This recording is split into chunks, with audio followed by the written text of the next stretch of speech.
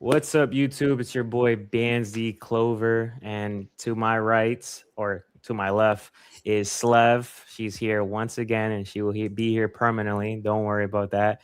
And then underneath both of us, we have right hand man, Captain Nika, aka Kezi, and we are So, back to the regular program once again. We are. I don't want to say fully back into schedule because there's a lot of problems going on, situations going on with leak information, but the good news is we have spoilers for this week. And, just for the new people who may be tuning in, maybe watching, the essentially how we go is we go from preview to the hints. And then from the hints prior to the brief spoilers, we'll go into the comments. And then after that, we'll hit spoilers, full summary, and then extra details and some discussion pieces. But don't worry, I will be reading comments throughout this. And major news, potentially we're hoping that there will be a guest joining in. Won't say yet just because we need more confirmation, but they say they will be tuning in, so just be on the lookout for that. Once he joins, then obviously we'll interject and get to it. and let But me none say of something. Wait, hold on. Mhm. Let me say something too. So to everybody watching, we do not have full summary spoilers. We did not get a full summary. Y'all know how the spoiler game has been.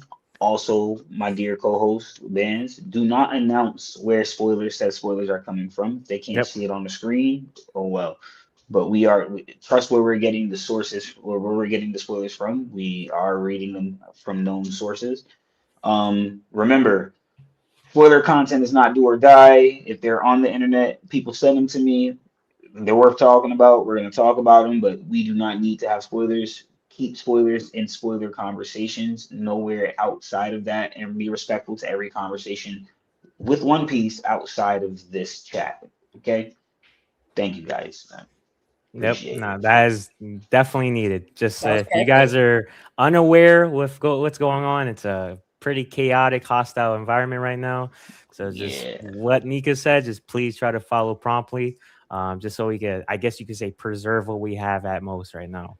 But furthermore, Yes. we're gonna just get straight into it. Oh, Uh, and one more thing, the spoiler content will also be for members only. So if you're not a member, if you don't catch it when we're doing it live, you won't be able to watch it unless you're a member, if you care that much. Just FYI. yep. Wait, All let's right, restart so this. we My start bad. off with the official preview. There will be a break next week after One Piece chapter 1182.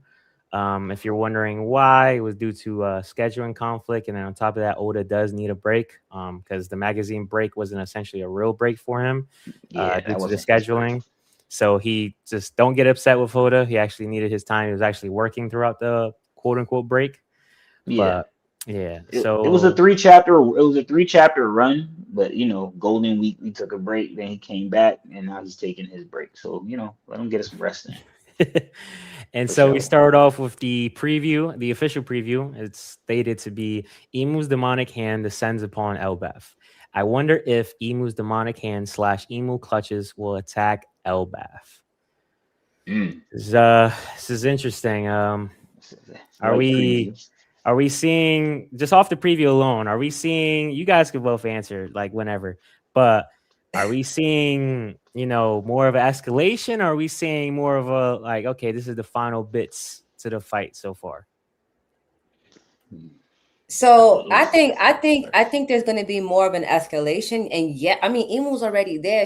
I mean, he's already doing crazy stuff in Elbaf. You get me? But like, yes, I think it's going to be more of an escalation because we still got Summers and Killingham, and they're about to go crazy, and and I never thought, sorry guys, I love my guy. Zoro is my guy. I never thought he was out for the count.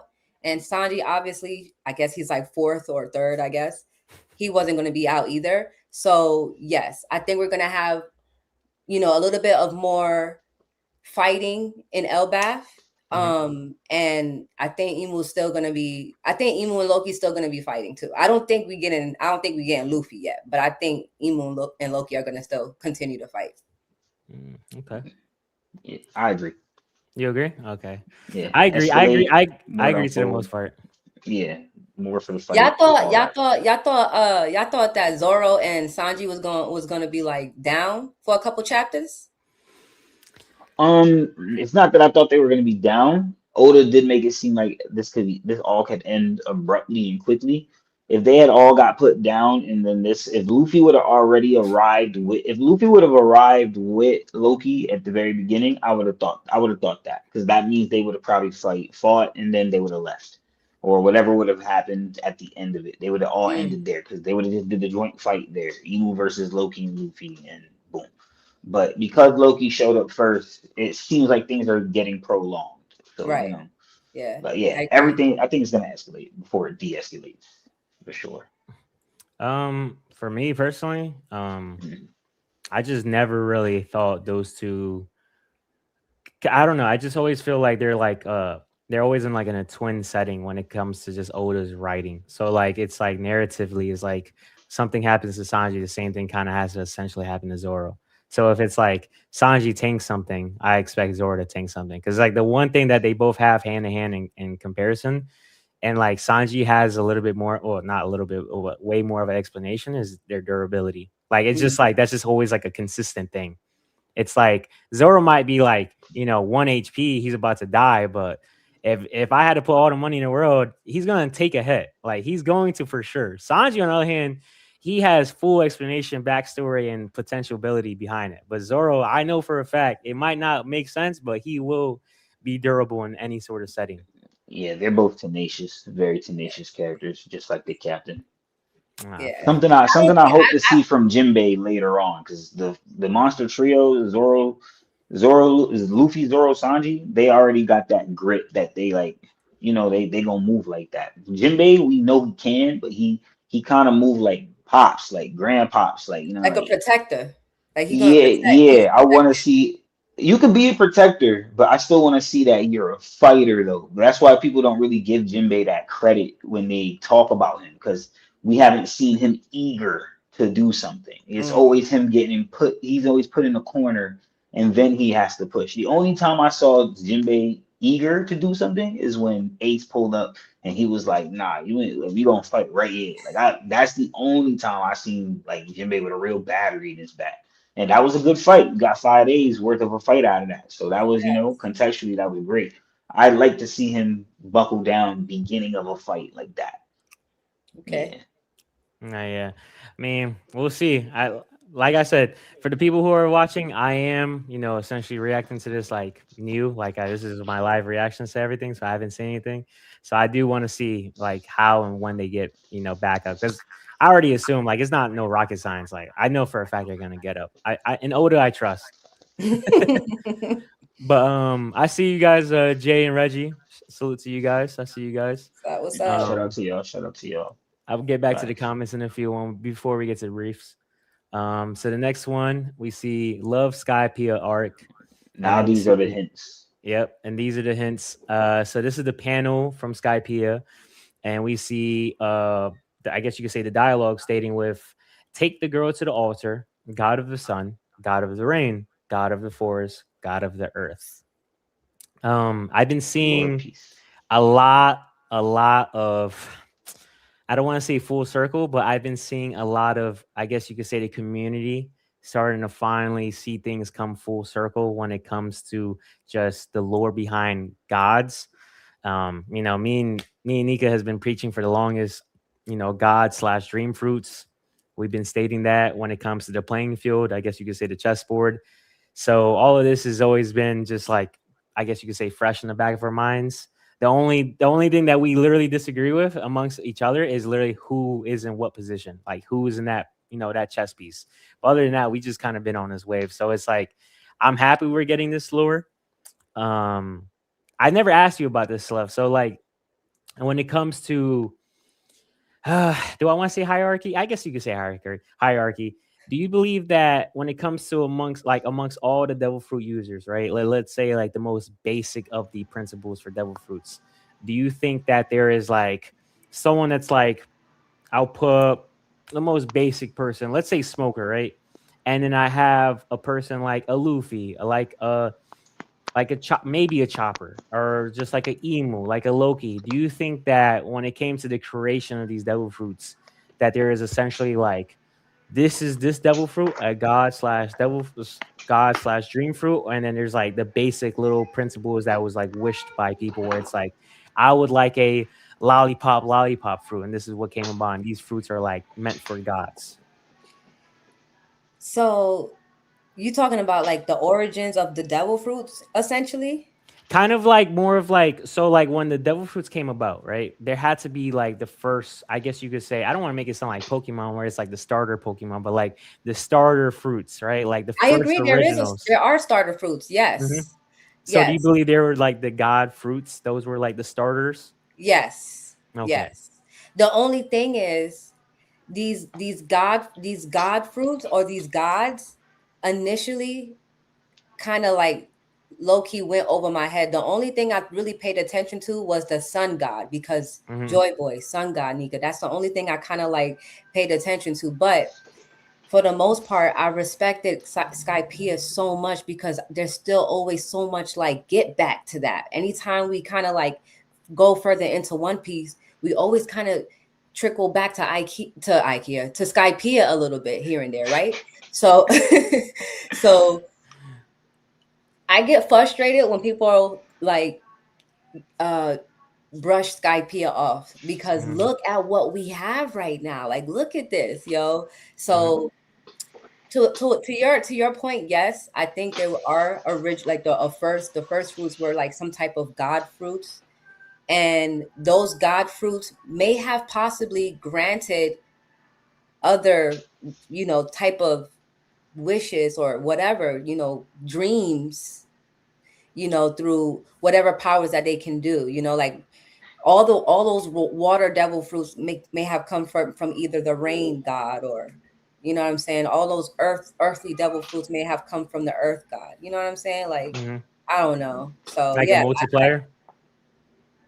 one more time. Like a multiplier? Like, oh, like I have Yeah, the rain god, so then they multiply different types of properties of water exactly, into because these type earth of can do fruits. metals, you know what I'm Mhm. saying, like sand and stuff like that, mud, whatever, so I mean, that could fit essentially, because like if you have sun god come into play, his is like pure imagination. I would guess that would be like the premise. So like you right. kind of just venture out into multiple different things. Mm-hmm. I mean, that makes sense. That could definitely make sense, because that could also explain these animal type mythical zones. Like, if you're like a god of the forest, god of the earth, god of the rain, Right. god of the sun, there's got to be some sort of mythicality Right. with the fruits that could come from it. That makes Yeah. sense. That makes sense. So this right here for me, I think I think I've told you guys this, or we've probably had a conversation about it on Monday. I think if Nika remembers this conversation, I think we were ranking the our favorite arcs of all time. I confidently I've said and stated Skype is like the number one arc. Like, I think it's probably the most important arc. I don't even care if we go forward and we get like a whole arc of just literally just flashbacks of Joy Boy, of Emu, this and that. I still think Skypiea takes it all. Like I for need the the Void rest of the Century whole, huh? ASAP. I said I need the Void Century ASAP. I mean, Void Century is still cool, but like it's kind of funny, like how no matter what happens, everything just I feel like just falls back to Skypiea.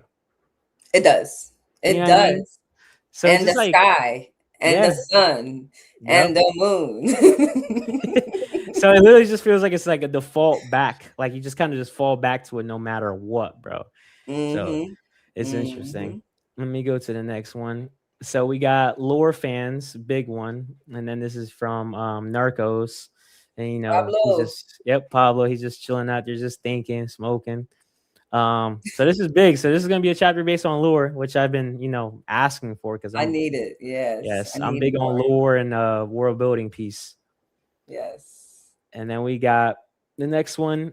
We see a GIF of Zoro and Sanji doing their, dual attacks from the anime at the beginning of Elbaf. So this is Okay. alluding to what we've been basically saying, like they're not out for the count. They're most likely back to normal, depending on how it happens. No, I want them to be damaged, like hurt. Like I don't want them back to normal. I want them to be hurt, because if there's the inkling of a chance that they do fight, with Summers and Killingham, this means Summers and Killingham have a buff while they're nerfed, and they still and I know they still gonna put belt to ass. Oh yeah, yeah. So it's gonna do good for conversations with Zoro and Sanji. Mm-hmm. Like this is what me and Trick argued about for top 30, and I told him they have to show it to me. Because if they confirm something for me, this means everyone else where I put them on my list deserves to be where they at, even if they don't have an excuse for it right now. But yeah, this is nice. I agree. I agree with that. I'm like they should have a hard time fighting the Holy Knights. The Holy Knights, because one, they got to upscale from Emu, and then two, yes, they just got hit from Shorty, so they should be hurt. But also, I don't think that this battle or this quarrel ends here. Agreed. I don't think it ends here. Yeah, me neither. I like that. I like that a lot. I definitely don't think it ends here. This is a start of a beef. Real beef. They're gonna dip, and we're gonna get a little bit more. We'll get into it. This for me is good, because if Zoro and Sanji are to be in conversations with Yasopp and Lucky Roo and those top tier commanders, then I need them to show me more that they're top tier commanders. Defeating Queen and Kings for me wasn't enough. So, oh my god! What if we get like a training arc with Usopp and Yasopp? Yeah, that'd be weird. I ain't gonna hold you. I don't know if that deadbeat father wants to help his son still. I don't trust it, man. You guys are so mean. Hey, he's a pirate. Hey, man, I believe what they were saying, man. When they was talking about how Yasopp shot Bartolomeo's ship just to let him know, just to stop him from telling Usopp and the Straw Hats that they met, I believe it, man. Ever since I heard that, I believe it. Yo, you know what? They might be onto something. They might be sure. I think they did that straight off of just off the strength. Like y'all type tried us. Y'all some little niggas. Not facts. That's what Yasopp was on. That might be. Yeah. Okay. I'll take that.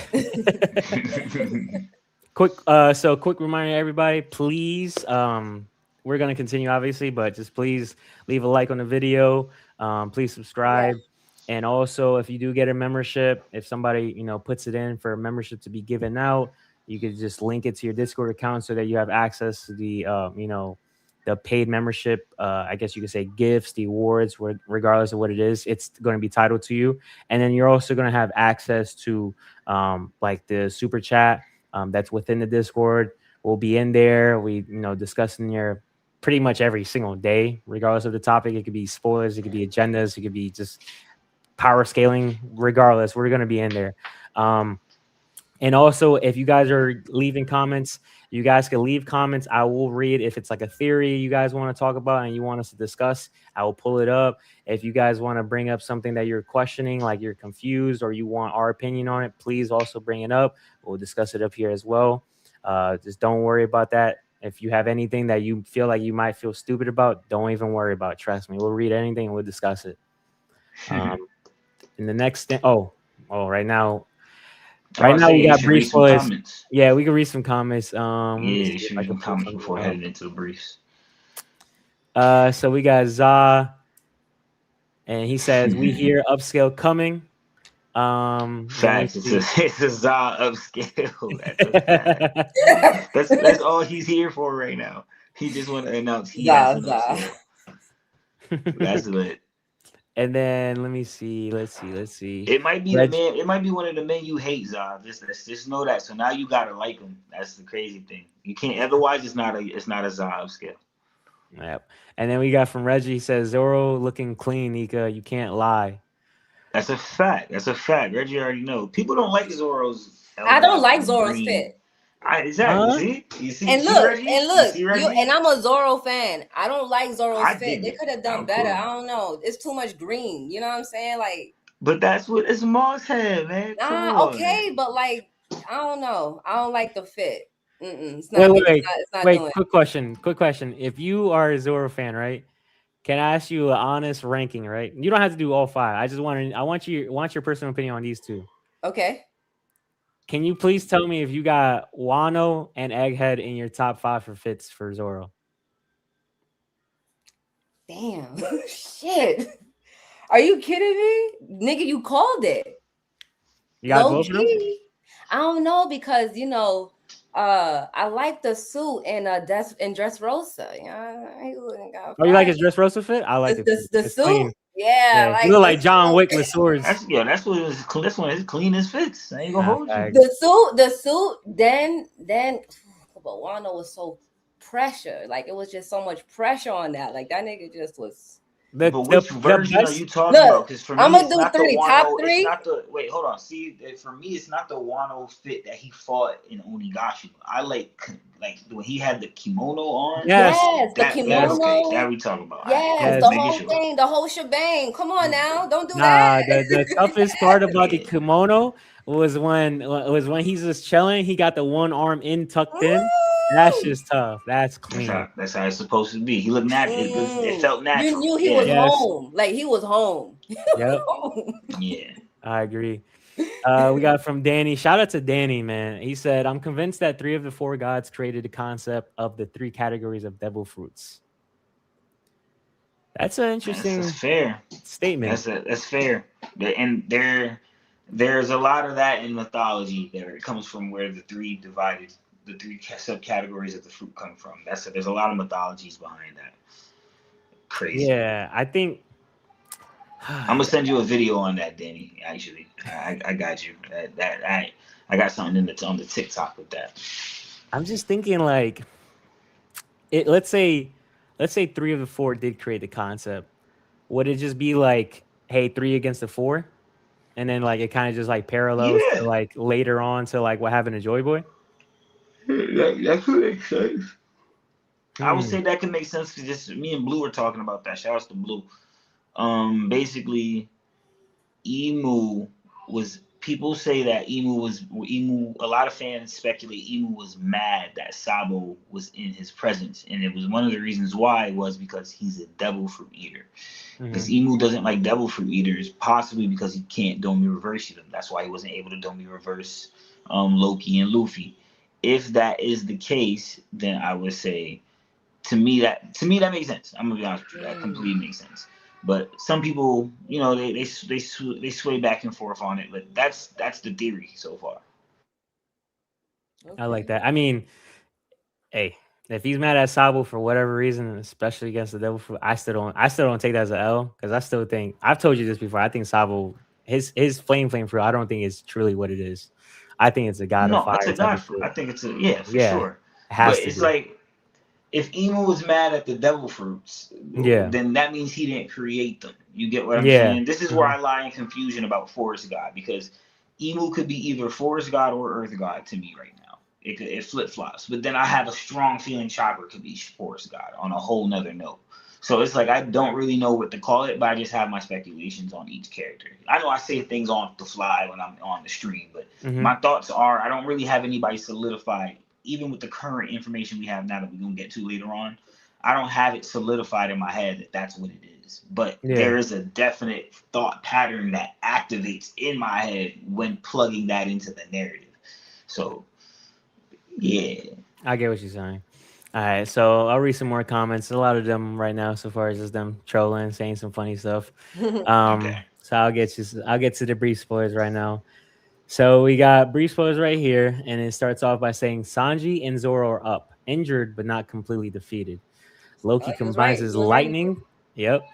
Loki combines his lightning powers with Ragnar's ice, using several attacks. Emu counters with fireballs.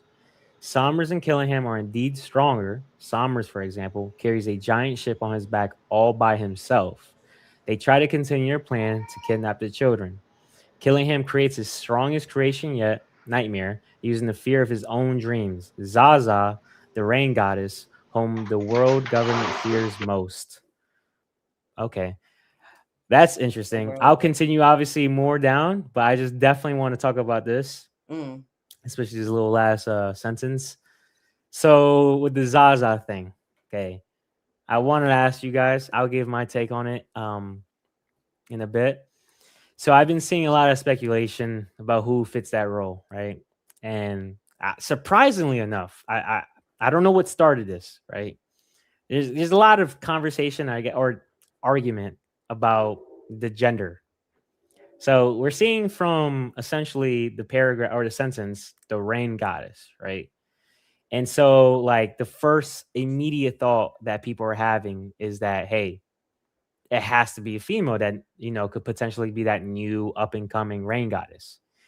And then I started seeing the other people who are like, oh no, it doesn't mean like a gender doesn't mean definitively it's that for right now. It could be the rain god. And then hence we get the people who are speculating, oh, it could be dragon. And then there's people who are coming out like, no, it's a goddess. It has to be that. It has to be female. Boom, Nami. Um, just based off of the initial reaction for you guys, what are we thinking? Who do we think is gonna fit into that role? I guess you could say if Zaza is dead, right? Who is that next? Rain God, Rain Goddess? Who are we thinking along the lines?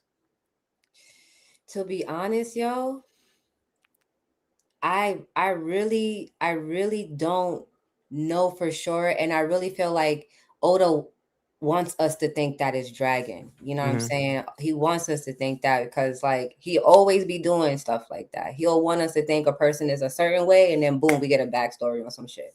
But Mhm. like it does fit dragon because at the end of the day, he does have some type of devil fruit that he ate. Yeah. And Nami didn't eat a devil fruit. So it can't be her, though she does have weather powers, but like that's off the strength of that, that her pole that she has. I forget what the name of it. I'm so sorry, guys. Very good. But so I'm unfortunately I want to lean to dragon. I want to lean towards him because at the end of the day, he do be popping up and changing destiny here and there. For instance, he changed Sabo's destiny. He could have been gone. Luffy was about to be offed in Logtown, you know. He's changing things. He's a revolutionary. Like he's been put into places to be a force. Mhm. And what other thing can be a force than a god, you know what I'm saying? Zaza. Yeah. So maybe it might be dragon, but I did when I read that, I was just like, what the hell is Zaza? Like, where the hell did this come from? Like Mhm. what? But yeah, it might be dragon, but I don't know. Okay. Since Kezi's not here for right now, I'll go. So to me, I honestly, and I know people are gonna get mad at it because they initially are just thinking about, Nami. I think it can only fit to two people. I honestly think it can only be Dragon or it can only be Vivi. Um, Okay. the only reason why I say Vivi more than Nami is due to the simple fact that yes, it makes the most sense. Nami, controller of weather, her whole training arc was with weather. She is somebody that is, the navigator, can sense the seas, can control the seas. The observation hockey feats that you could argue about is related towards weather. It makes the most perfect sense. I think the only reason why I lead or I gravitate towards Vivi a little bit more is Mm, due to the simple fact that the world government fears it the most. That's like the key word about it. So like when I think about that, it's more of along the lines of like, okay, if we're using context clues, the people that are literally within the room for Emu is like one of them being Luffy, which is a sun god, and then the other one being a Nefertari. It's being a Vivi. So it's like, okay, there could be one or two ways about this. It's either you don't like Vivi because you don't like Lily, or it could be the simple fact that it could be both and that you don't like Lily and Vivi because of the simple fact that Lily was the previous Zaza, right? Because like Zaza, I don't think it's like essentially like that is what they called her. It could have been like a whole, Joy Boy to right. Like Luffy, okay. you know what I mean, like a transition. So it could have been Right. like Zaza going into Lily, and then it's now going into Vivi. So it's like could that be a possibility? Yeah, it can be because of the simple fact that she kind of fits that criteria of someone that is hated by Emu. You know Right. what I mean? And like the other context too that leads me towards it is like Emu was literally searching for the Nidhogg fruit, right? Like was literally searching for it, wanted to know where it was, wanted to know who it was with, right? Or who ate it. And so like you went all this time attacking, trying to get to the ancient giants and the giants on Elbaf. And this whole time that you're doing that, you don't see the fruit at all, right? And then now, after years and years, you go back and then you were literally seeing it for your own eyes, Nidhogg and Sun God. So it's like, okay, things might have been just like in plain sight for Emu, but just couldn't see it. So it's like, okay, we have a Vivi. The fruit might just lead towards Vivi. Like if it's like on some, if it works just like how Nidhogg and like how the Nika Nika fruit is, like it has a soul of its own, it might just lead to her. You know what I mean? If it's like some destined, like, hey, my mother was a previous user, it might just go to her. So you're saying the fruit hasn't been eaten yet? I don't know if it has been because of the simple fact of this, right? Let's say it is dragon, right? If it is dragon, I have no problem with that either. If it is dragon, then there has to be something like I'm talking about. Like when I say immediate, I don't mean next chapter. It has to be within the next 10, 15 chapters that states it like immediately. If not, I'm going to keep on seeing Vivi due to the simple fact that she is with Morgans. And the simple fact that if we do get into world building, we're most likely going to get into Vivi more than Dragon for right now due to the simple fact of how the playing field is like. So I'm just going to lead towards that direction even more. You get what I'm saying? So like that's how I feel right now. I don't think it's a really tough situation. But either or I have no problem with. And if you think it's Nami just based off of the simple, context of it, I have no problem with it either. I just don't agree. But that's just how I feel. Yeah, I don't know. I think it's just too obvious for it to be either or. But yo, I forgot about Vivi. Like she's been so much in the cut. She with Morgans right now. She's trying to plot. So yeah. What about you, Kezi? How do you feel? Who do you feel this is attached to? The Zaza, the rain goddess? I feel like it's attached to all three. I've been saying this for a while. This is a bit retrospective, but deep thought. When a revolution happens, someone usually dies for the cause of the revolution. There's usually a martyr for the revolution. Someone plays a big role and sacrifices and suffers for the sake of the revolution. And shout out to Blue, been talking to him about this a lot. And at first it was just a thought, but now that some people have tried to argue me down about it, I can't, I'm not gonna say I can't unsee it. It's more like I won't be surprised if this is where the thread goes. Because if, let's say Dragon was to die, right?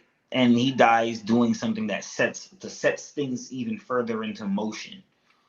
They've already dressed up Sabo to take his place. They've already said he's gained notoriety on the level of Dragon, or notoriety that surpassed Dragon, and he's already the guy that the whole thing with the 8 Nations rebellion, they gave all that credit to Sabo, though that was a Dragon and Sabo thing. They gave that credit to Sabo. That's why they call him the Flame Emperor, the hero of the entire world.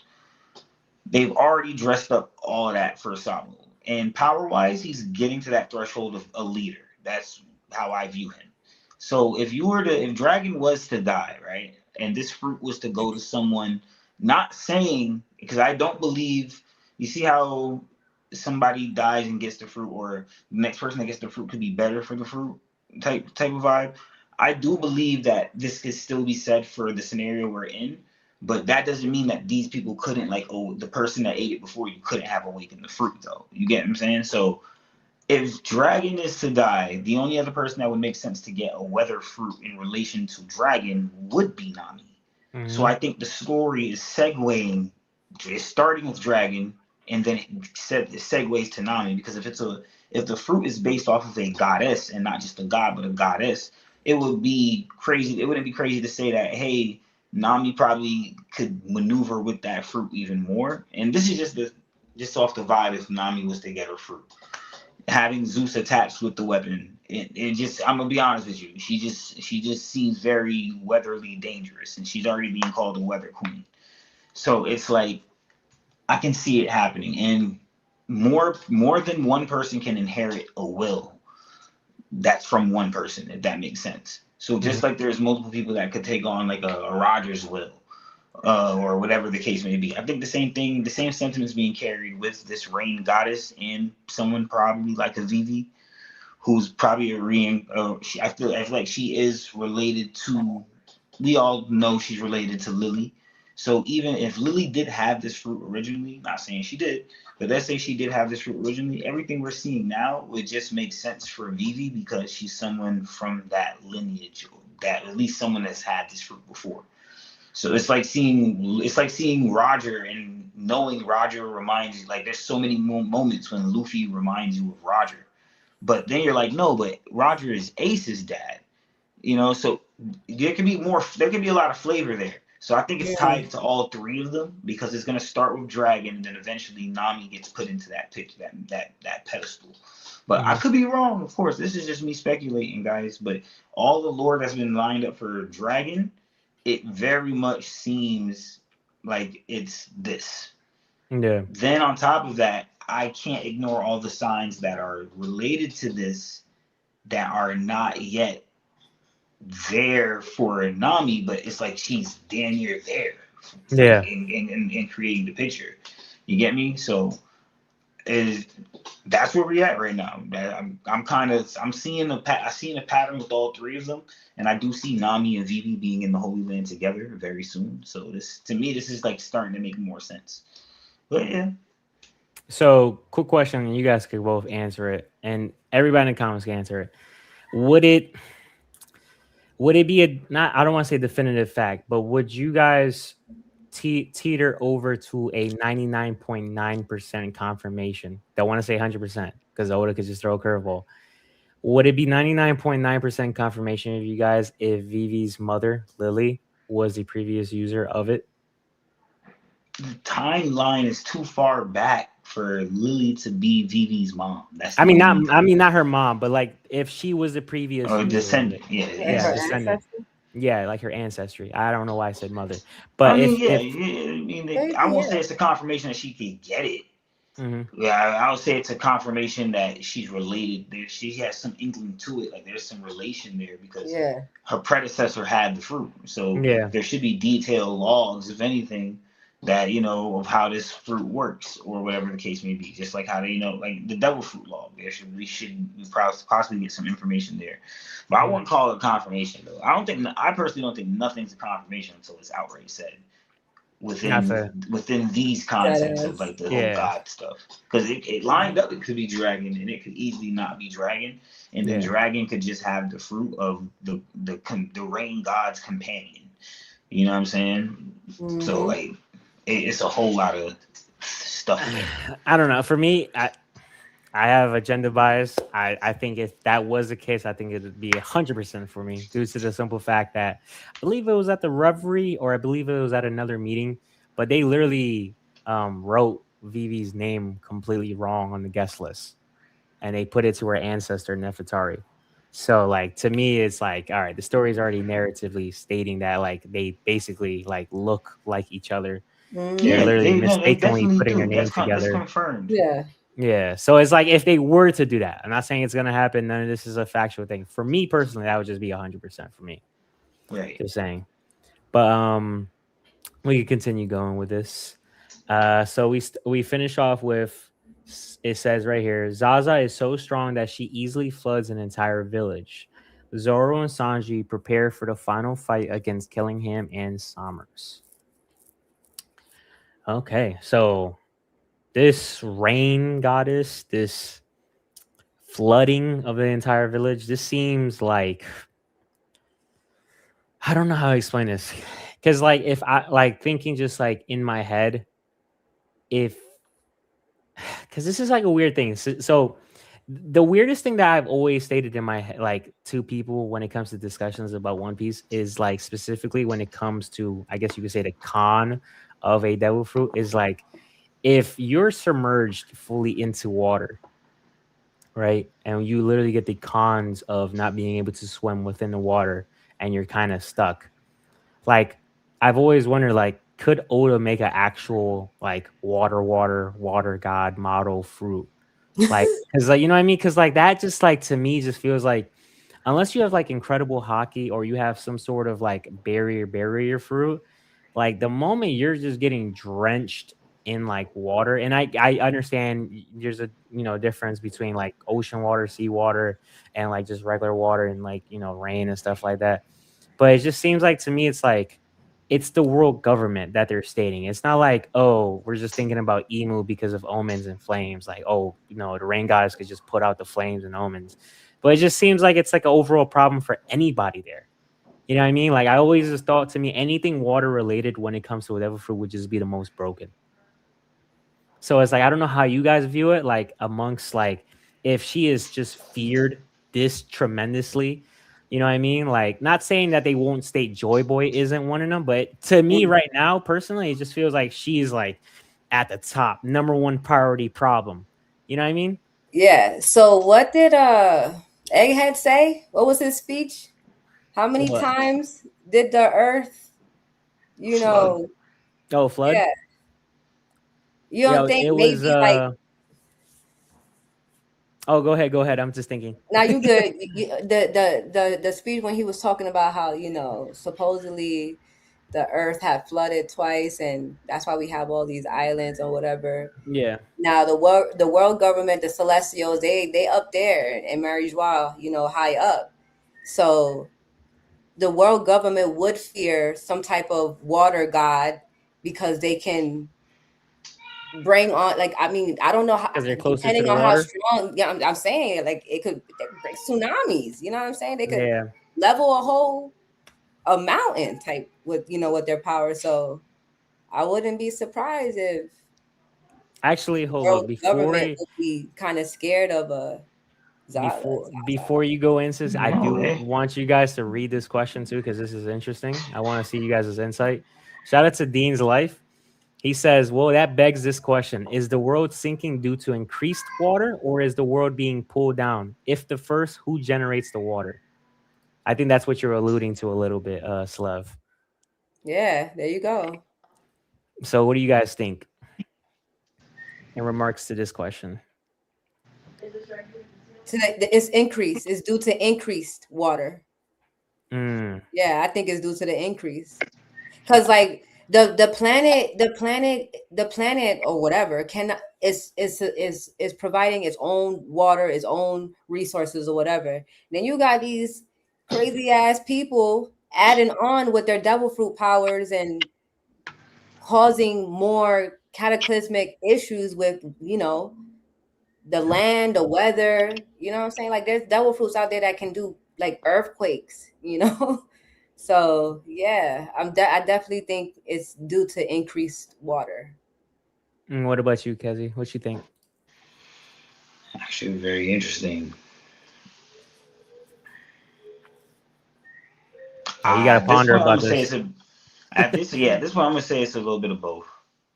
I'm gonna say it's a bit of both because the world is being caused to sink. I mean, well, the water level is being caused to rise because of scientific shit, tectonic plates shifting, and what the weapon did and everything.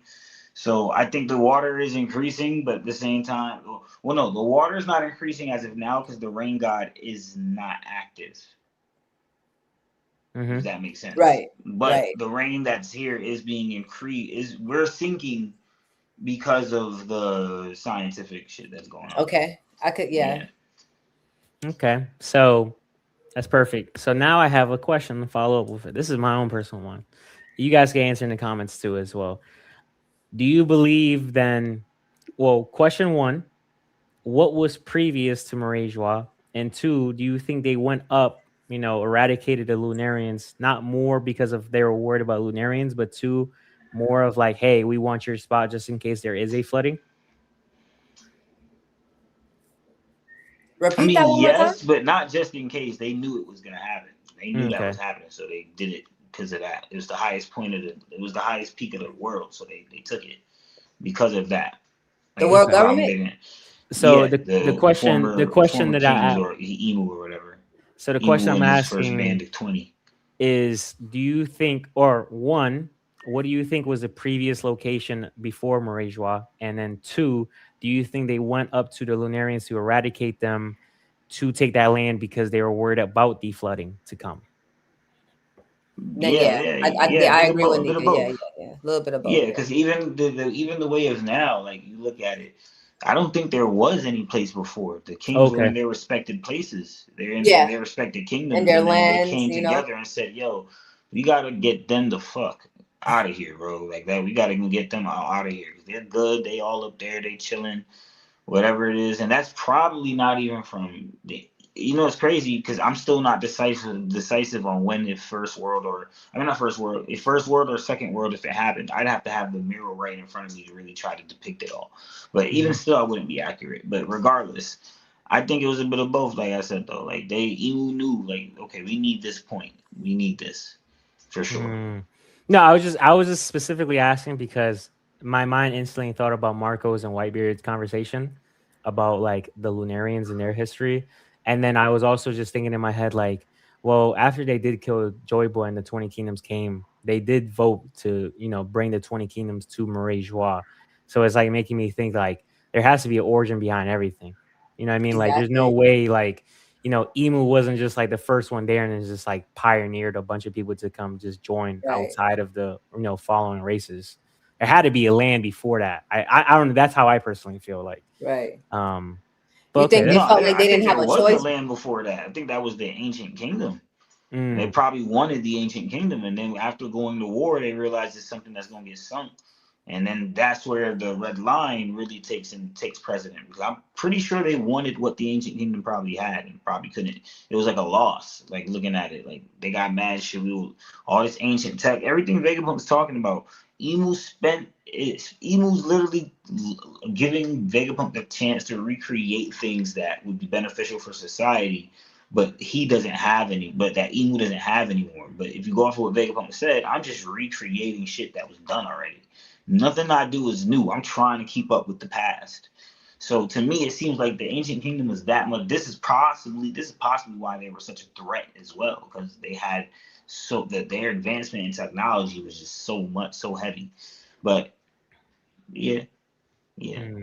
So what were you gonna say, S11? I think you were gonna ask a question. I forgot. My bad. I was listening. My bad. No, you're good. So I see some comments. I'm gonna read some in a few. Sheila, don't worry. You're not too late. We're still here. We did not get a full summary. I'm checking periodically if there is coming one, but we did get briefs. That's what we're going over, and then we're gonna go through some extra details right now. Let me bring it back up. So next one is from Worst Gen. We see Loki and the gif of him, doing his famous smile with his tongue out with the eye emojis. Then the next one, I heard he's not in hybrid in this chapter. Oh, he's not? Yeah, I actually like that. I wanted it, but now I'm actually liking that he doesn't go hybrid. If he goes hybrid, I'm cool. I'll accept it because I've been wanting to see it forever now. But if he doesn't, I'm cool with it. It gives us something to leave for Loki when he gets back to his full strength.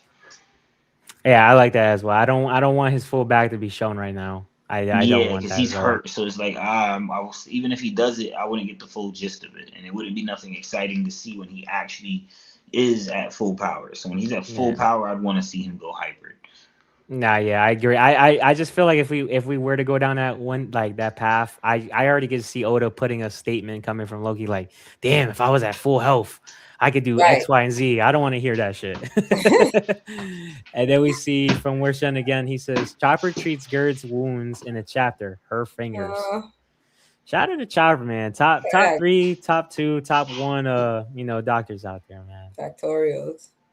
And then we see a small flashback of Sanji and Killingham, pre-Emu kicking him away, where Killingham mocks Sanji again, saying they're gonna finish their mission. Man, Killingham, man. He's really becoming the bad guy. He's fitting that role. I believe he will finish the mission. I believe he will. You think so? Yes.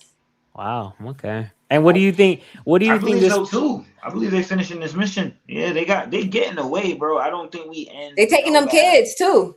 Like, yeah, something. Yeah, even if it's not for They the taking them kids, kids. they take away some of the giants, so they sacrifice whatever. They should get some of them kids, man. Who was it? Who I'm with was it it. that said they was carrying a whole ship on their back? Was it Summers. Killingham? Yeah, it was Summers? Summers. It No, was Summers? Summers, Yeah. yeah. Yeah, Summers. Because Killingham was the one that brought forward the. Yeah, so anyway, Zoro probably gonna try to slice that up, and yeah, nah, it's gonna be clipped. Unfortunately, I'm sorry, baby, but like he's not gonna be able to do it, and they're gonna take those kids, and that's how we get Nami to marry Joa. Honestly, the holy. I said that. Thank you. Oh my gosh, thank you. I said that. I wouldn't be surprised if Nami either gets kidnapped, She love the or kids. she sneaks on the boat for the sake of the kids. She love the kids. Thank you. I've said that Mhm. before. Just like like Trick in Punk Daddy. Hazard. Me about this Nami stuff, bro. Yeah, she like Yeah. Trick Daddy. It's like Upscale Punk. Nami, It's I like guess. Punk Hazard all over again, man, with the kids. Facts, yo. I mean, we'll see. We'll see. I'm just hoping Colin gets a moment right here, man. I hope Colin just gets up. Colin's gonna be gonna be on the boat. Yeah. I hope he does an inside espionage mission. Like, yo, Right. I'm not gonna get kidnapped, but if I hop on there, maybe I could be, bigger than my dad. That liar Yeah, ass. help them out. Help them, like, I don't know. Facts. So we go to the next one. Killingham creates Zaza, the rain god, who is his most feared dream, his strongest nightmare. She has a tall hat and, just like Emu, a flying ring behind her. Hence my suspicion that Luffy's not fully awakened. Just want to say, Nika, I've been saying this for the longest. I remember when we were having these conversations about all these people are like gear 6. I'm like, nah. He just let him awaken fully. Like, let him go into full zone. I really think he's a hybrid right now, but that's just me. You don't think he could reach to like gear 11? Nah. That fit perfectly. I ain't gonna lie. Hey, yo, real quick, I got a question on Killingham. Yeah. So, how old do we think he is? Killingham specifically, or just all the Holy Knights? You know what I'm saying? Like, and the Holy Knights as well, but like, Killingham, how old do we think? Because like, younger than this man Shamrock or knows Shamrock's age. lore. He's either Shamrock's age or younger than Shamrock. That's what I'm calling it. Yeah. Yeah, because he wasn't around. He wasn't around when Summers and Garland were in their young days. So this would mean he's a new God Knight, period. And I think he looks like he's a little younger, if not the same age as Shamrock. Okay. If he's older, I'd be surprised. But he look like he's not. He can't be too much older. Like he's like Katakuri age compared to Shanks' age. I wonder what the Celestials be talking about for real. Because if Shorty really scared of Zaza like that, you know what I'm saying? It's like, what y'all be talking about up there? They've been told us this. This is nothing new. What I did don't know. What did Rosinante tell Law? Oh, my bad. I'm thinking about the whole question Slev asked. Say that again. What did Rosinante tell Law? I don't remember, bro. Tap it in. Tap it in. I'm trying to think right now. Oh, you guys suck, man. No, I was literally thinking in my head about the whole Killingham question. I was about to literally get in my bag. Hide your name. Do not let Dolphy hear it. Yep. The D shall bring a storm. Yep. That's legit what we're seeing right now. So, like, look, the storm side of it. Pretty much guessing this Zaza, or when it was in action. If because Zaza was probably a part of the, in cahoots with the D's, low key. Whoever had the fruit. If Lily was a part, if Lily D Nefertari, if it was Lily, then Lily D Nefertari. We got the answer. So right the there. D's bring the storm. Look, Law's related to this. Why does he have to hide his name Water? D Water. You gotta hide that part of your name. And we're getting the whole water shebang here now. Maybe there's a deeper connection to the Law in all of this. So I'm just saying, all this. That's why I said, the way I'm seeing this, if it is what I think, then the story's just making more sense, because the plot ploys would have already planted, like they would have already been seeds that are now planted roots. Now we're just seeing the buds. They haven't blossomed yet, but now we're seeing the buds. You know what I'm saying? Like this, Oda's been put this in route. He's been put this, like, for us to see. Just now we're actually starting to see more of it now. Like, Not just gonna think hold about what you. we're saying. Like, dang, I seen everybody on Twitter talking about it. Like, dang, the whole the whole this fruit, it floods, it this, that, and the third. Like, So dang, yeah, I think you planted a little seed in my head now, and this is probably going to flourish into Vivi probably being Zaza. Don't she? Isn't she a D? yeah, she's a D. Yeah. Okay, the D's bring the storm. Yeah. Like, yo, Yep. that's crazy. I mean, I gotta get a Vivi figure now. I But mean, no, whether it's Vivi, Nami, Dragon, Mhm. I think they're all going to be interlocked into this. Me personally. Alright. And now you could throw Law in the mix just because of his goddamn name now. Like, that's how crazy the pot's already got. Oh yeah, definitely Law's got to be endgame. Yeah, You Law's see what gonna I'm be. saying? So it's like, oh goodness, so it gets crazy. I think honestly, context wise, narratively wise, if I'm answering a question, I feel like Killingham might be older. Right. This is the only reason why. Right. This is the only reason why, or these are the two reasons why. One, if I'm going to be consistent, because I know Nika likes to hold me consistent, I think he's actually a fishman. I think he's just like on some Uncle Ruckus, like he's like, calling black people coons, like even though he's black. I think he's just like on some fishman hater because he's a fishman himself. And then, like, if I tie that together, I don't know, maybe I'm just headcaning this so much. I feel like Zaza would have to be like synonymous with Fishman. Like, not just because, like, they're literally in Fishman Island underwater, this and that, but like it just has to be. Oh, wait, let me just bring somebody up. So our special guest has arrived. Oh, nice. I'll get back into what I was saying in a few.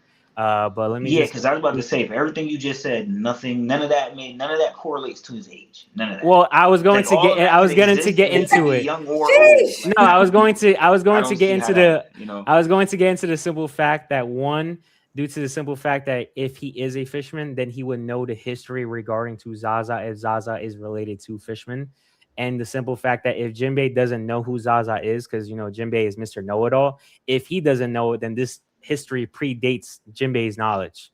So if Killingham knows about it, he has to be an older figure if he knows something previous to Jinbei. And then on top of that, I wouldn't say that though. That's okay. Bring. We can bring it back later. We can bring it back later. But all right, so I still wouldn't say that though. Yeah, that was a good question. Yeah, so let me bring him up. So for all the people, our guest that we're introducing today, you might know him from, TikTok and social media. Some people know him infamously for his chopper theories and what he's been preaching on when it comes to, chopper. I'm going to bring him up. His name is Monkey D. Quell. Yes, sir. What's up, Quell? You hear us? Yeah, what's up, homie? How you doing? Good, you? What's up, Quell? Good. How you guys doing? I'm freaking sorry. My dog was feeling sick. She's throwing up and stuff, so I had to take care of her. I don't know why she's throwing up, but I'm thinking it's a food change. But hope you guys are doing well. Good. Real. There you go. How you doing? Hola. Yes, sir. We're over here talking we're in the whole realm of the gods right now. Trying to, unbuckling. I know you got a lot to say about the gods. That's been your whole thing. That's been the whole thing with your mystery machine right now. Well, you wanted to say something, Ben? Yeah, I was going to ask. So, been peeping game on social media. I was saying it earlier. I was alluding to it. There's been a lot of back and forth. I wanted to give you the floor, and then obviously we could all organically talk about it. But I wanted to give you the floor because I feel like you're passionate about this, especially with the comments you've been getting on X. So let's talk about this. Let's talk about the Twitter's me having fun. That's my fun platform. I'm not known over there, so I can be the way however I want over there. TikTok, I'm different. I'm trying to be nicer, but Twitter, they'll know me, so I can say what the fuck I want over there. So let's dive into it. Let's get it off the chest, right? Tell me this whole situation, because I see a lot of animosity, a lot of hate. What's the gender of this future Zaza to be in play? So the big thing that I've been trying to tell people is, man, this Dragon Rain God stuff. Listen, I've never disliked the idea, but once I said it's a woman, y'all are coping. And I'm trying to say it as nicely as possible because unpredictability, storms, chaos. It's always been tied to that of a woman and their unpredictable nature. Also, if you make them angry or upset them. I mean, look at Big Mom, for example. You. Big Mom's a great example, right? Like Mhm. Big Yeah. Mom's a top tier example. But for some reason in their mind, it's got to be Dragon. He showed up with rain powers. And I'm like, I get it. Right. it. But I mean, there's Vivi, Shirahoshi, Nami. And I can put Robin into the mix. And that's just, aside from Robin, because that's my own theory, agenda.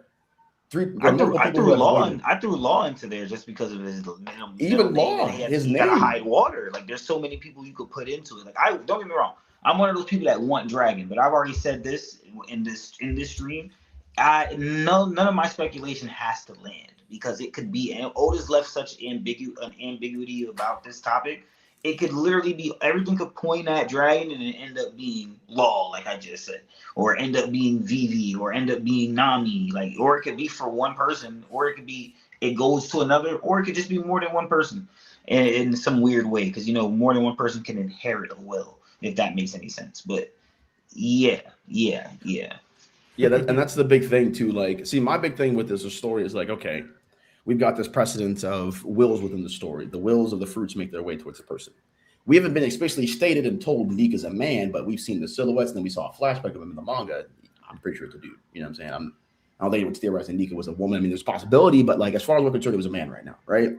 So when I see things like the rain and like that fruit, a fruit that's a male made its way to another male. Could it have made its way to another woman? Bonnie awoke the powers.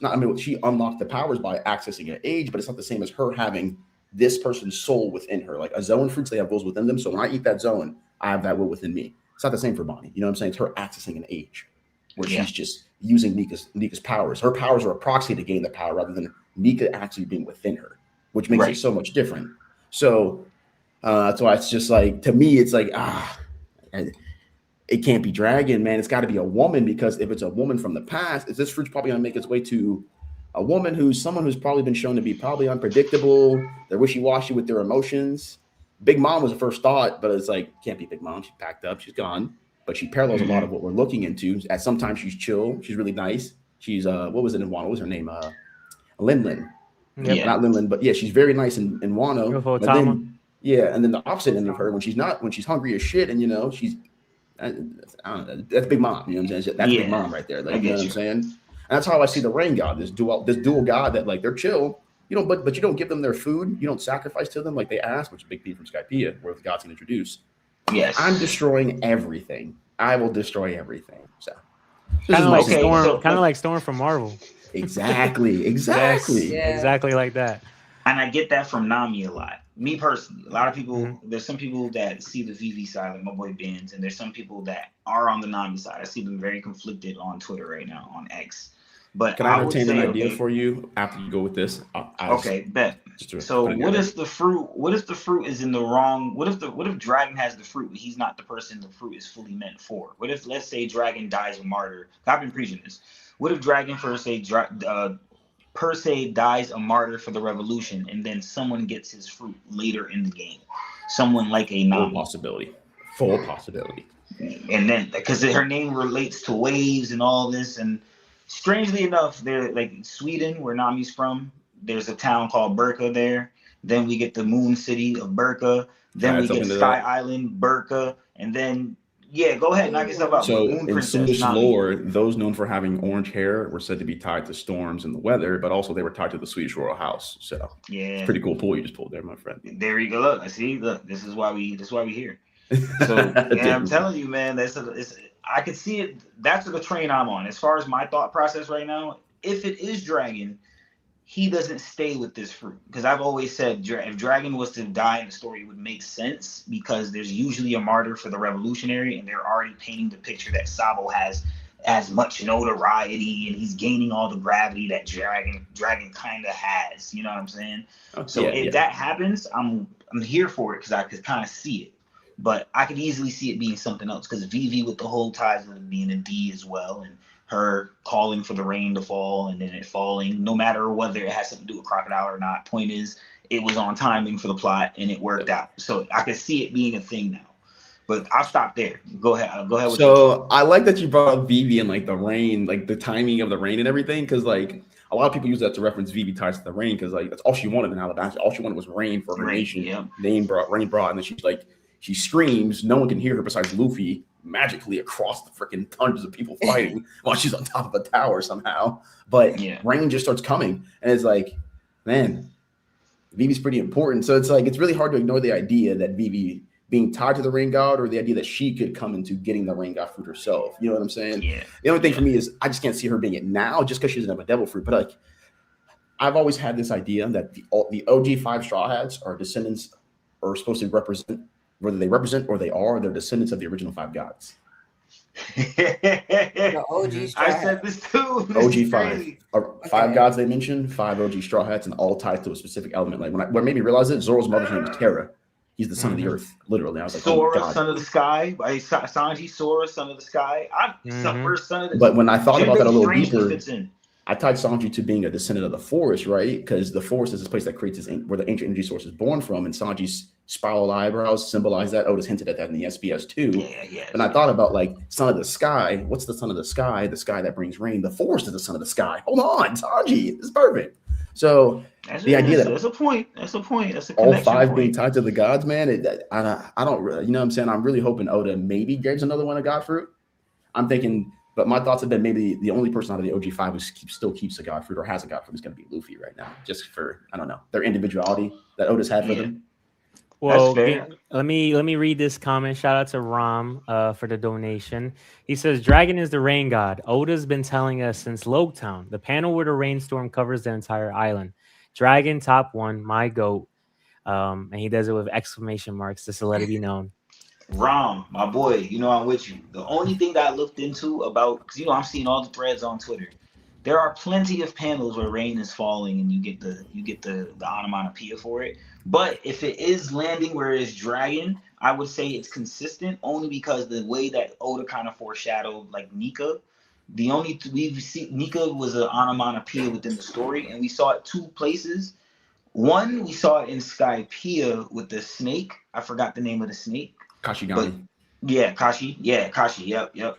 They called this, the snake had it, and when Luffy opened its eyes and was inside after Enel fried the snake, the onomatopoeia Nika was there for Luffy and the snake, and then we get it when Luffy actually awakens Gear 5. So then it's like, okay, on an onomatopoeia note, it's kind of, there. You know what I'm saying? For Oda's line of consistency, his way of revealing gods using the onomatopoeia thing, that's a nuanced thing for Oda. So I like that. But at the same time, because now it makes you look like, now I'm over here looking at that Skypiea panel, and I'm like, dang, I gotta look at all these sound effects now. Like that's kind of how I'm looking at, like, this shit crazy. Like, is that really what's going on? And in the official color version of it, I could be tripping. Maybe I looked at a fan coloring panel, but every one of the kanjis that are doing an onomatopoeia, they all have different colors. So it's like, why didn't you just do them all the same joint? But I could be, like I said, I could be tripping. I could have looked at the wrong thing and given you guys. No, you're looking at it. Sounds like you're looking at the right thing, homie. You're good. Don't let me tell it. Oh man. I mean, I'd say my big thing that I would say that possibly I could throw as help to you, or that might connect to it, Medaka Mermaid quintuplets, Joy Boy, Fishman Island. Oh, do you know of Dawn and Dusk? Yeah.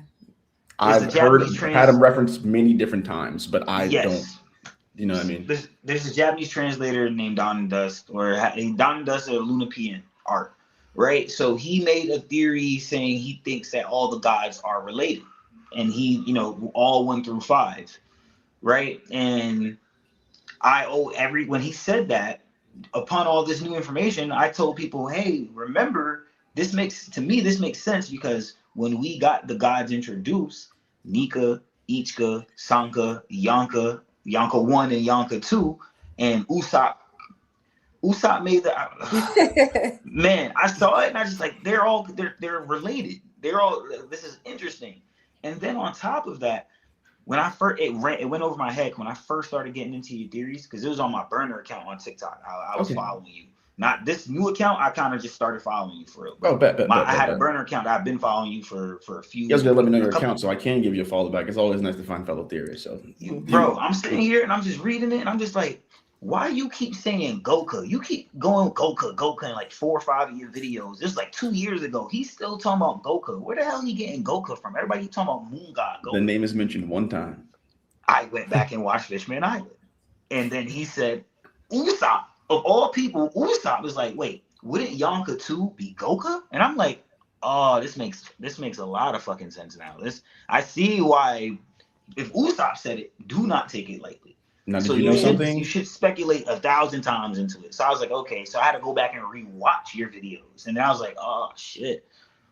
Nah, the Goka vibes is there, bro. And what's even crazier, that number Goka being 5, it means 5 fruits.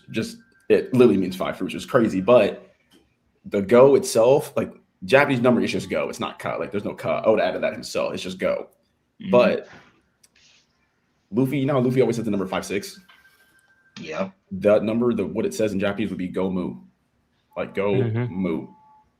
So with that idea, I did that with the Rain God. Because Oda like gave us an SPS where he told us like, hey, every Straw Hats number coordinates, or Devil Fruit coordinates the numbers. Like Chopper's the Hito, it'd be 110, 110. Robin, the Hana-Hana's 2929. Brooks is 4343 for the Yomi.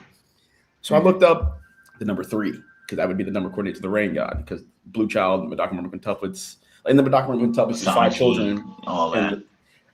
Speaking of, that Sanji point's another good thing too, man. Go for days, yo. But after connecting all that and connecting the Madaka Murmur Quintuplets and essentially like that, I had realized that Zaza means San. Like Za means San. It means 3. Like Zaza means San. Okay. So the Rain God's name because my whole theory is the Rain Gods, whatever they have original names, but we don't know those. But when they reincarnate and awaken into the world, that's when we get their names. Like we met Nika and we got his reincarnated name, but we don't know Nika's true original name. You know what I mean?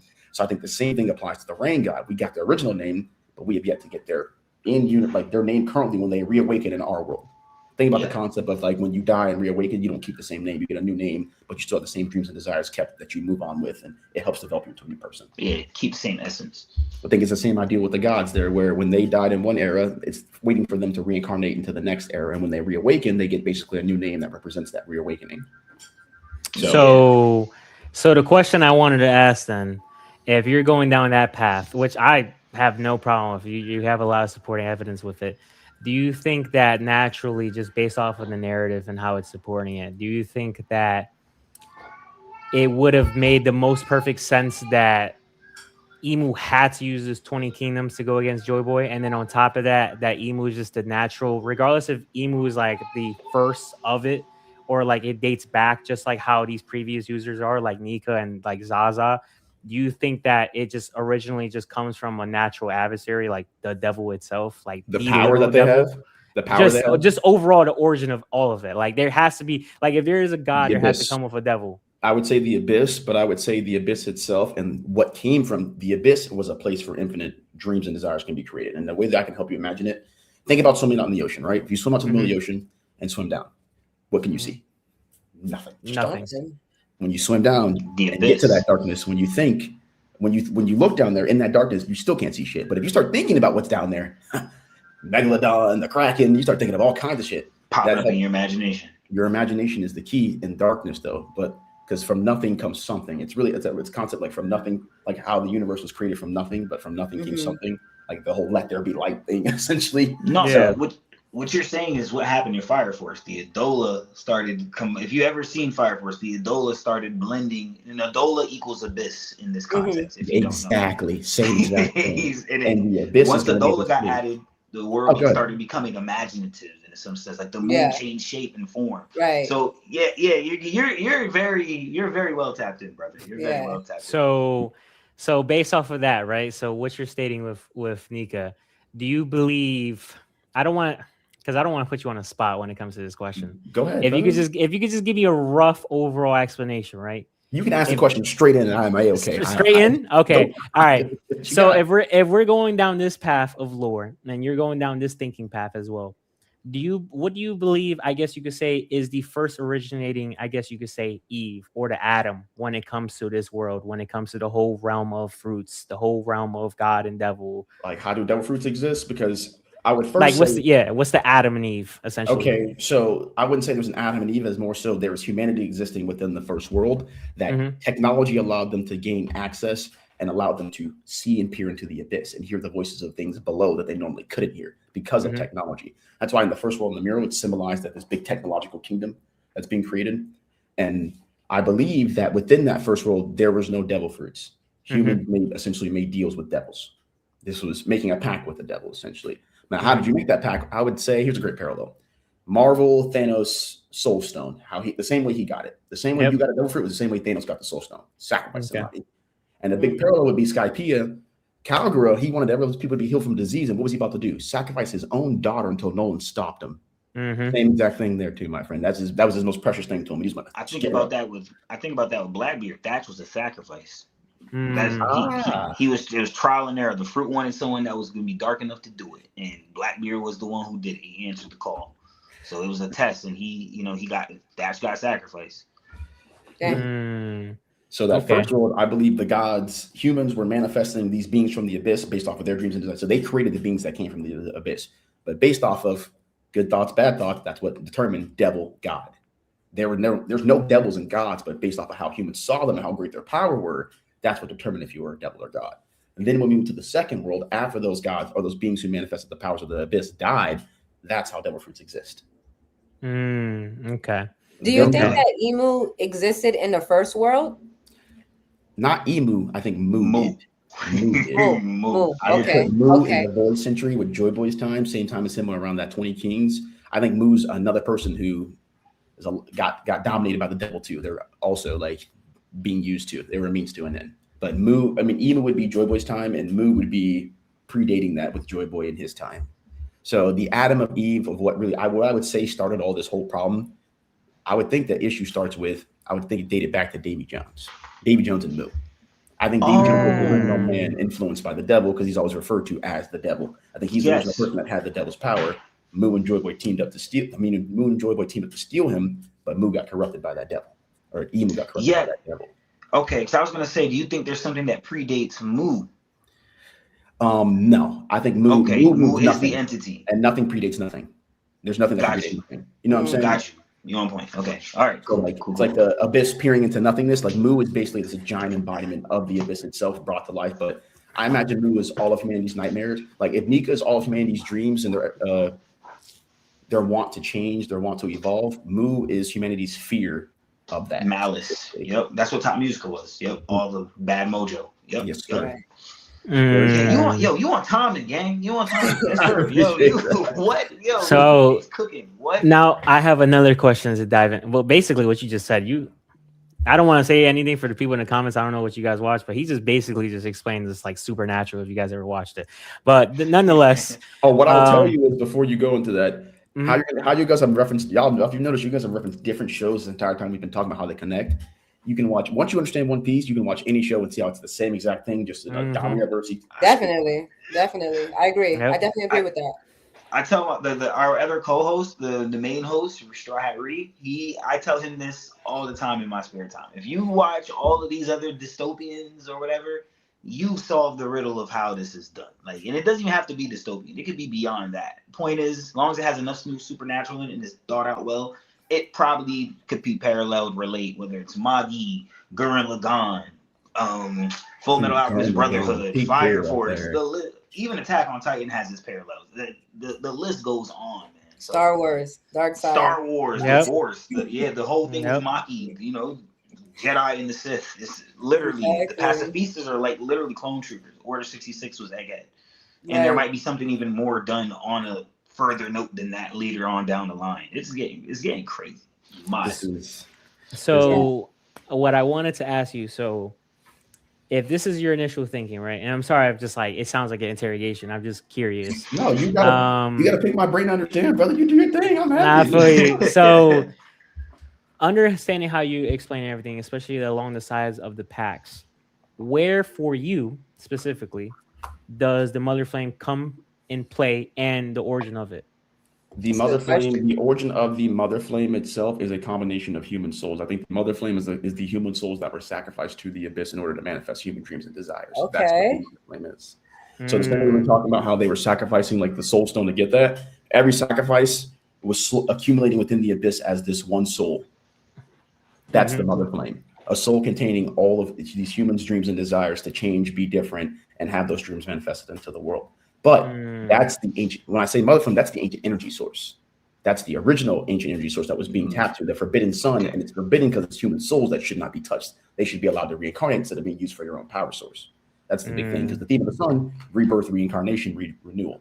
Seems like that's kind of a problem right now with Eden, who wants to live forever, right? Philosopher's Stone. But yes, sir. So if that's the case, right, and I have no problem, would it be a smart assumption if we were to be me? Imagine me and you are like Frankie, right? And we're looking at the mural, the Harley text. Correct. Would it be a good assumption to say, based off of your premise of thinking, that the people on the right side, when they're on the conveyor belt and they're moving these little energy sources, would that be them themselves giving their souls? Yeah, you nailed it. Yeah. Exactly that. On the right side, the right side is them with halos. Those are sacrifices. The left side is them coming out with the energy source, which is their soul. They're sacrificing themselves. But yeah. Okay. So then, now the question follows with this: and if not, explain why.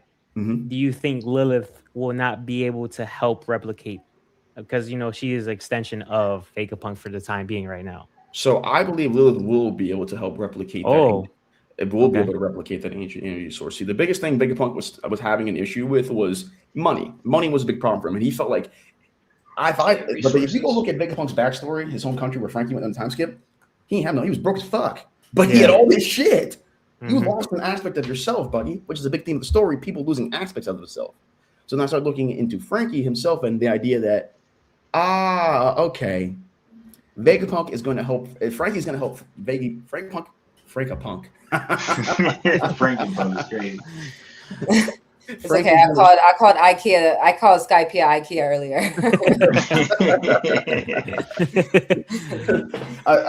Frankie's gonna help Vegapunk find that lost version of himself that was a kid who could tinker and make anything out of nothing without needing money. That was the cola showed him that. Yes. And the cola was a big thing with that. And the big thing about that, I think, is going to be that Vegapunk doesn't have all these clashing spirits with him. He is one person and one personality. He's one personality, just Vegapunk Lilith here right now without all the clashing spirits. He can focus on one thing instead of going from, because I'm sure that's why he had all those different minds, all of them that work on different tasks, because he can never focus on one sole task because he was trying to be this big, crazy inventor with all this money he had. With money, you can do whatever the fuck you want. But when you don't have money, you get locked. Like Frankie, his battle Frankie's, he's never made another one of those again. But if he turned the Sunny into that, oh my God, we have Pluton again.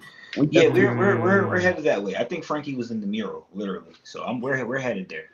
You think Frankie was in the mural? Yeah, I think like Frankie, the way he's silhouetted out, I think when he was looking at the mural, like he's a part of it. And then with the panel, a couple panels right before they looked at the mural, because what was her name? Who? Which one? Ripley.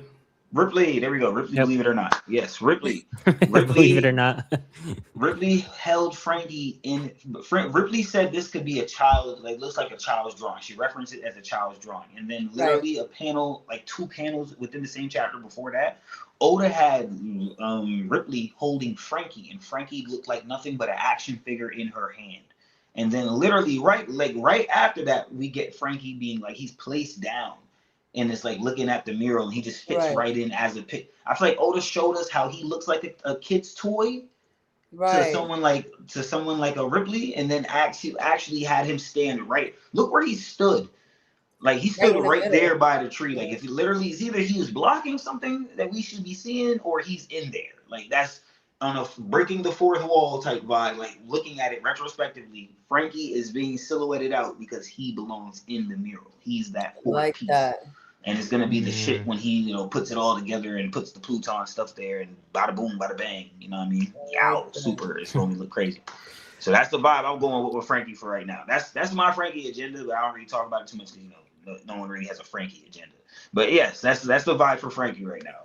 Okay. Shout out to Reed. That's also his agenda. So now the next question I wanted to ask. Sorry, this is a lot of questions. You asked as many. So, am I allowed to pop to the side and take a bowl real quick? Is that okay? Or... Yeah, you can. Just don't do it on cam, but you can. No, I said pop to the side. Yeah. Now you straight. You got his etiquette there. But let me just ask you this, and then we can continue on because I don't want to do too many. Do you believe? I'm gonna say this again. You can never ask me too many questions. I enjoy I got all day. 2 good ones for you. But I'm gonna wait. I'm gonna let my guy go. Okay, bet. 2 good ones for you. So if I'm going, I just want to stay consistent on your train of thought because I like your train of thought. Okay. This might be an open-ended, heavy question. So when we get alluded to from these past couple of chapters, especially with the upgrade coming from Lilith to, or coming from, with Frankie, when we get the statement that energy is everywhere and that this cola essentially gets upgraded to a super cola, right? And then we have the following statement, like I just said, with energy being everywhere. And then we get this long debate, or I don't want to say this debate, but more of a discussion that we've seen throughout the story narratively, that whenever Luffy goes into these gears, that it's always been something along the lines of, okay, he's using his life source, or he's using his energy, like he's using his soul. And then on top of that, the simple fact that there is a possibility, due to the, statements or the dialogue coming from, from Loki, and then from what we're seeing visually with Emu, in regards to, potentially being hurt due to the simple fact that they have left, the flower room, or the empty throne room, and they're now here and they're using this energy. Do you believe that it's now to the simple fact that if we use the context clues and we're using your statement, your theory, that it's not more of a stamina issue, it's more of a, hey, we're using all of our soul, and this soul is a energy source, like you stated with the mother flame, and it's not a stamina issue. It's more of like, hey, these originated like gods that are now developed into these futuristic people, which is a Luffy, a Loki, a Emu. They are now not having a stamina issue. It's just the simple fact that they're just all just using critical mass and their souls, and that's what's essentially draining them, and not their stamina. You want to know my answer? He's fighting Nika internally. I said that. That is my answer. Saying that after everything you say. He's in a subconscious battle with Nika. From the moment he awoke, because when you awaken your fruit, you're awakening the will within, which means you're two people sharing a body at that point. The only thing is, Luffy said, I'm at my peak, and we knew he was lying because you don't even know who Nika is nor his power. Mm-hmm. Then we have the next example of the Gorosei and Egghead saying, don't let him turn to his true form. But he was in Gear 5 when they said that. Oh, there's more. Great. Good to know. You know what I mean? Yeah. But there's also the whole idea of Luffy himself not knowing the true nature of his power and what his power can do is limiting himself. It's the same thing with Gear 4, right? It's the same sense as Gear 4, but now we're just in a different transformation. In Gear 4, he's using his power, his imaginative power, somewhat to stay bouncy. He's stretching he's making multiple arms in Gear 4 Bounce Man and Snake Man. He's doing all those things, but he's coating himself in hockey and tiring himself the shit out. Mm-hmm. He's not necessarily in control of how long he can do that. Same stamina issue, but he's not. So now he is the same stamina issue here. He's doing something wrong and he doesn't realize it. And my guess would be it's an internal battle with himself subconsciously, because once Nika awoke, Nika's been given two type of deliberations here. He's the liberator and he's the destructor. And Luffy's shown us both aspects. He's been a liberator that destroys shit. Right. I'll liberate you by destroying everything. You know what I mean? Every island he goes to. Yes, sir. So just to add before you go, I do have two super chats that I do want to read off. I don't want them to make it feel like I forgot. But hold on to your question, Kezi, or your statement. Dizzy asks, "Hey Quell," and thank you for your donation, Dizzy. Shout out to you. She says, "Hey Quell, what's your opinion on Emu's body we see in Elbaf? On Emu's body we see in Elbaf is an original ancient seraphim?" I personally think it's fake. I think it's giving seraphim vibes. It's a seraphim body would be my guess. But I think it's a combination of a seraphim body and possibly green blood too being combined together to allow Emu to transform into this transformation. Because Emu shouldn't be limited in this transformation. That's one thing that's one big thing that's about him. But two, we still don't see what Emu looks like. Oda's hiding them in the first place. Like we don't see in the back flashback, we see a silhouette still. When they show up, they're still silhouetted, this darkened silhouette. They're transforming. So, and the reason I say that it's a body that they're possibly using is because Emu has been showing the ideas of this person that's possibly is trying to find a body to inhabit themselves. They've been looking for this body to inhabit so they could possibly roam the world again freely. Because we never see them leave. We never see them truly do anything. So I would guess that body is a fake seraphim body, possibly that was made, or one that they've had stored, like maybe a dead seraphim that they had. Because, here's a great connection. Maybe it's like Gecko Moria. It's a body that Emu can use until essentially how do we put it, deteriorates. Decays. I would think it's a dead body that was somewhat in it's like, it reminds me of Judge too, how he had clones. It's a body that Emu can have it until it gives out with the power. Because I think Emu's power is too great. Their body can't decays itself. Yes, so they're literally destroying themselves. They have so much time to be here with this power before they basically kick themselves off the island. Okay, I agree with that. And That's then why I don't think the fight is over yet. Yep. And then the next super chat, shout out to Sheila. She says, Quell, are you the guy on TikTok that used to explain Ryu and emission/internal destruction conquers hockey, etc.? Can you give a quick rundown, please? Hockey is so confusing. Love your Forrest God theory. Well, thank you, my friend. And I believe I'm the guy who used to explain hockey on TikTok, but I could give a quick rundown if you would like of the difference between, are you specifically asking I'm assuming they're only asking about armament hockey and how Ryu ties to that, so right? They stated Ryu, emission/internal destruction, conquers hockey, etc. Can you give a quick rundown, hockey please? in general, the whole Okay, everything, all the variances. Okay, so you've got your 3 levels of hockey. At their base level, you've got observation, armament, and conquest hockey. Now, observation at its base, it allows you to basically perceive what your opponent's going to do and perceive things within the real world. That's essentially what it does at its base. Not really much more to it, not much less. Armament hockey, it allows you to coat yourself and arm yourself with a defensive barrier, but also it allows yourself to extrude that defensive barrier and put it out. So what was the wording he used? I can't. Could you show me his question again? Oh yeah, emission. Yeah, Rio. Yeah, emission. So emission hockey, you do not have to have advanced hockey in order to use emission hockey. How do we know this? Rayleigh showed us this back when he was teaching Luffy hockey. All you need and that's simple armament hockey. And then there's conquerors hockey. The color of the Supreme Team or conquerors hockey is a completely different thing from armament and observation hockey. Conquerors hockey is solely, the way I describe it, it's a spirit buff. It's a buff to your spirit, your dominating will, or your dominating spirit. Yeah. So conquerors hockey allows you to impose your wills on other, and if your will is so much greater than theirs, they're going to pass out. But what it also allows you to do is imbibe your own will and spirit into your power and your abilities and give you a little damage buff. It's literally basically what it is. It's a negation of abilities. Now, the advanced types, advanced observation hockey, you can see into the future possibly, see across further differences, see objects through walls. For Usopp, he's able to see figures, not exactly what it was, but he could make out figures. Advanced armament hockey, that's where Ryu comes in. See, there is armament where you can block, there's armament where you can emit it out and send it out towards someone, but there's Ryu, which is internally imbuing your hockey inside of somebody. So the emission that I would send out to you, instead of it hitting you, it goes inside of you and explodes. That's Ryu. Yeah. Now, Conquerors hockey is the same exact thing as I explained. There's no difference with advanced Conquerors hockey. The only difference is the advanced way of your using it. Advanced Conquerors hockey is applying Conquerors hockey on top of Ryu. That's all it is, or on top of armament hockey itself.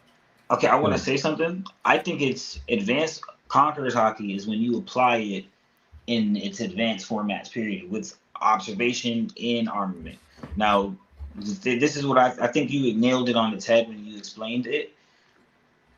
People get kind of caught off guard and crazy with the names, and I think Rio is just the name for the generalization of armament hockey within Wano.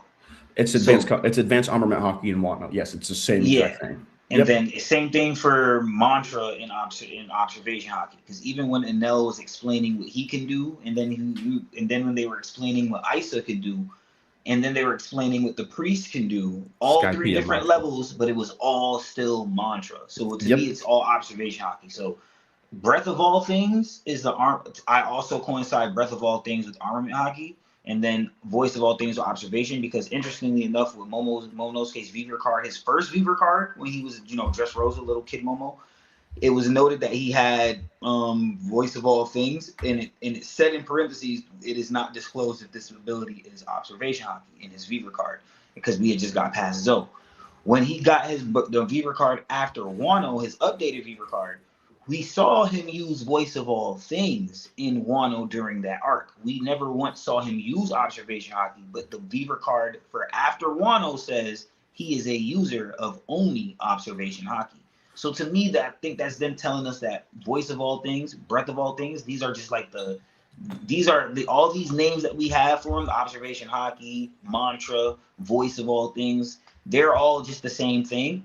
But yes, when you could do Voice of All Things to the level of what we know Voice of All Things can do, that's like you tapped in on another level. Breath of All Things, when you could develop a technique like Roger to where you're cutting somebody, but you're not cutting them. Like even with Shanks, I keep telling people when Shanks cut the rail gun. Well, at least for the anime, depending on how you take the anime. In the anime, Shanks cuts the railgun, doesn't cut Kid, but the sails that are past Kid on the ship, they get cut. So it tells me that Shanks didn't want to cut Kid, or the technique Divine Departure is not one to cut its target. It's you're getting hit with a hockey blow rather than an actual physical force, an actual physical slash.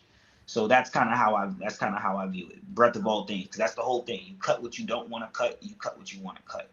Being applied to a swordsmanship technique. So I always go breath of all things armament, voice of all things observation. Mantra observation, Rio armament. Color of Supreme King is what we get now. What I will say is mantra is simply just regular observation hockey. It's just their way of saying it, the same way like Wano has their own way of saying like they're just generalizing it. Yeah, that's Ryu is still advanced armament because the way they use it is, how do I explain it, right?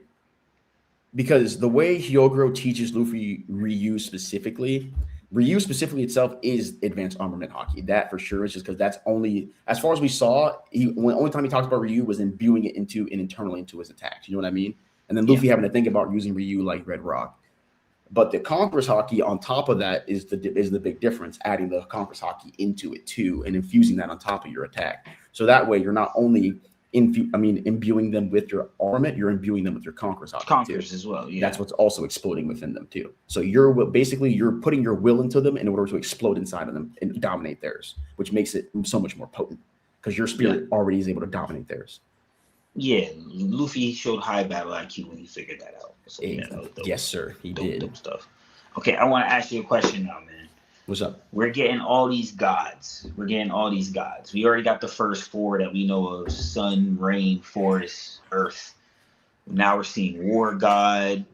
I have my personal favorite I like to go to. We also, Moon God is another thing we've been speculating on. Fire God. I've been thinking that there's a real actual fire god.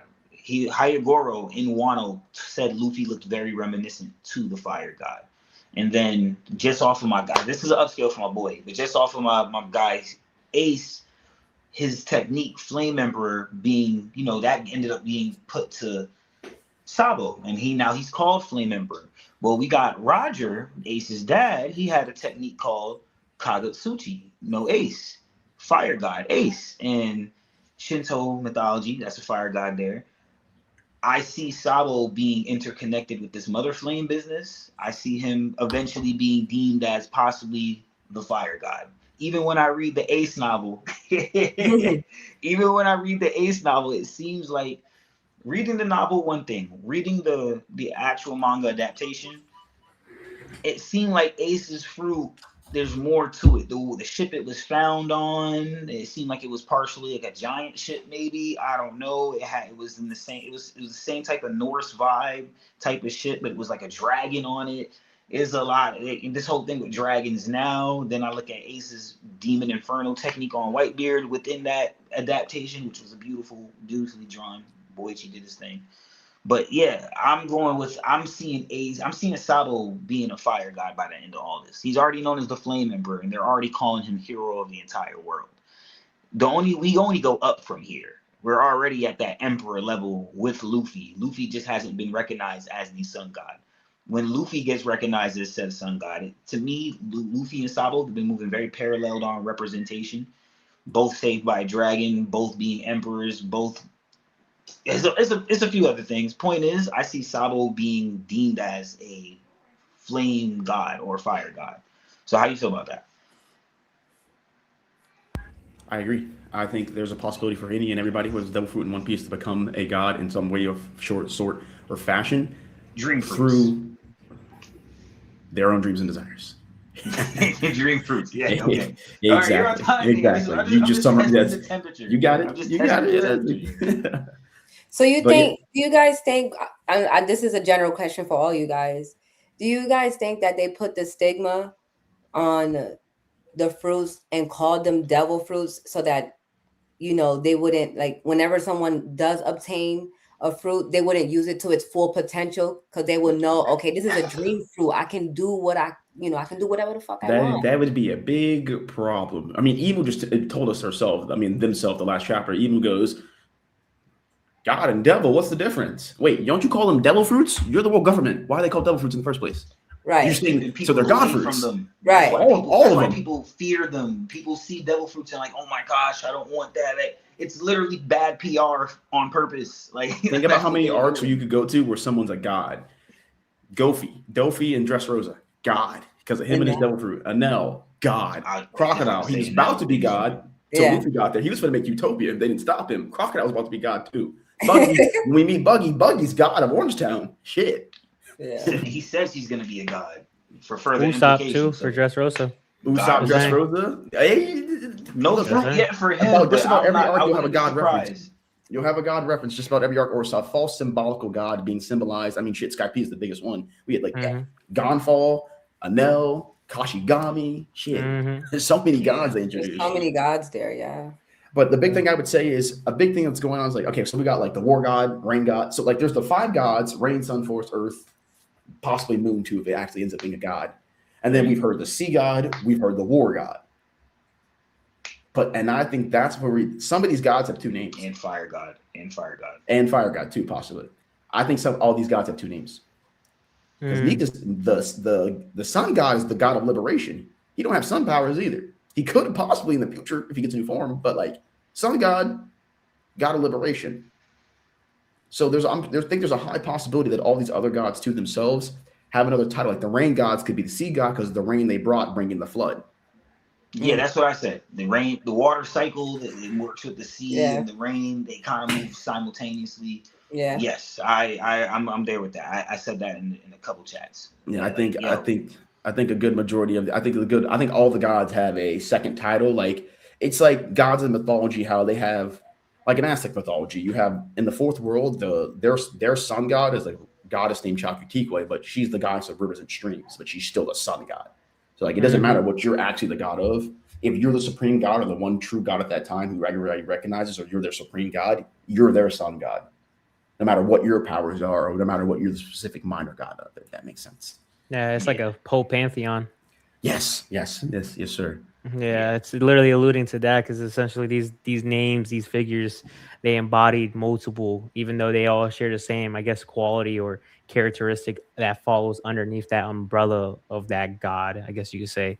So it's like, it's interesting because like the way you're stating it, because it could be like essentially like this nation, this region, this land, they refer to this, and this, you know what I mean? Like just how Elbaf kind of just treats it kind of similarly to like Kuma and his father, or just to like a Bonnie, like even though she grew up, she literally was taught this, you know what I mean? So it could be like a representation that's being a cultural thing. So it's like now it's like with these representations, it kind of just makes it so it's like maybe this is just me just doing straight headcanon, maybe through like a Void Century flashback, or maybe through like a Joy Boy flashback with Emu, like we probably get like not just like the 20 kingdoms that was involved. Maybe we kind of get like, okay, these are like the not founding fathers, but you know what I mean, like these are the original like gods that like kind of all embodied like one group, like what you were saying. Origin story. Like, yeah, if you ever seen Magi, or if anybody that's ever read Magi, is basically explaining Amatoran. You know what I'm saying? Like telling you how it all started, how it all began, like, cutting real deep into it. So I think it's gonna be something like that. Because even Shinra said it in Fire Force. He said, when people create, it's like, oh, so you create, like they asked him at the end of Fire Force, like, why did you create death, basically? And he's like, people create their own gods. Like it's something like we decide, like, oh, fire is doing this. This is great. Oh my gosh, it's helping me. Fire, you're a god. Now fire is a primordial source, and you're like, oh my gosh, the flame is the god, and now you're worshiping fire gods and shit. Well, that's just a rudimentary example, but basically people create their own gods. That's why it's a cultural thing. And the more you worship and believe in that god or have faith in that god, the more power you give them. The more power you give it. Yeah. That's why they say watch who you. That's why they say watch who you pray to. Yeah. Not trying to get too religious here. So off of that note, do you think that the same way you're explaining it right now, do you think that was also, I don't want to say perceived, but I guess propaganda, like was alluded to for the Lunarians because they were labeled as gods as well? Yep. Lunarians, same thing. They were labeled. They were literally called. If the Lunarians were in the story to this day, they'd probably be called sky gods or bird gods. We'd have more gods in the story. You know what I mean? Mm. Yeah. If, So if do you- Kaido never transformed or just flew around as a dragon, only as a dragon, they think there was a dragon god flying around in the world. You know what I mean? Right.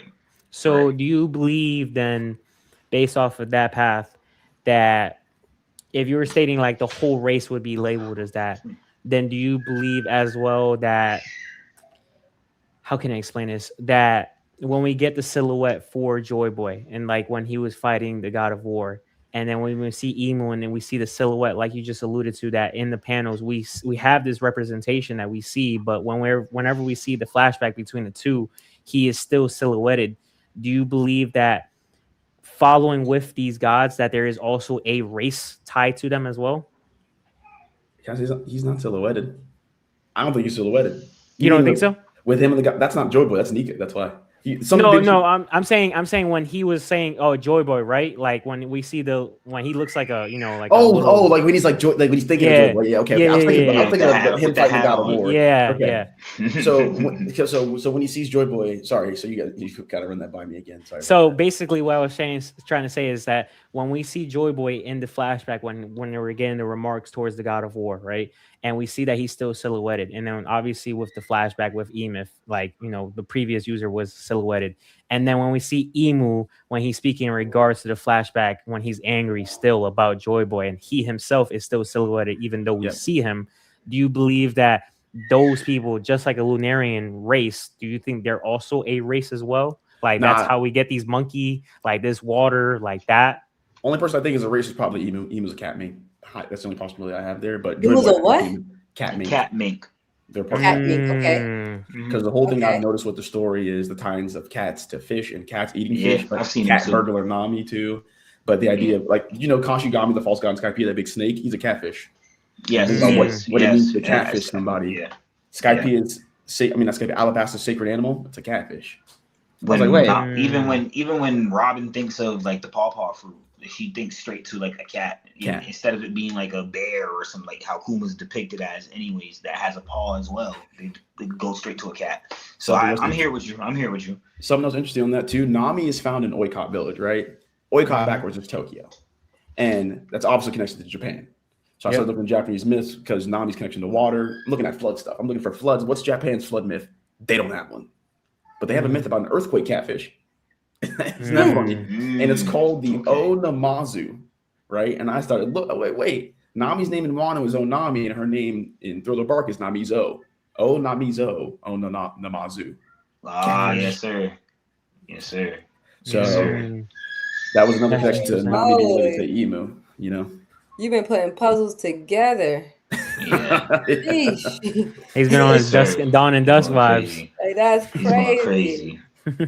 I'm glad because everybody calls me, I'm like known as encyclopedia and the nerd for doing it all the time. So now that you're here, people can see like, oh yeah, it's not just Nika that does this shit. Yes, I am not the only theorist alive out here, guys.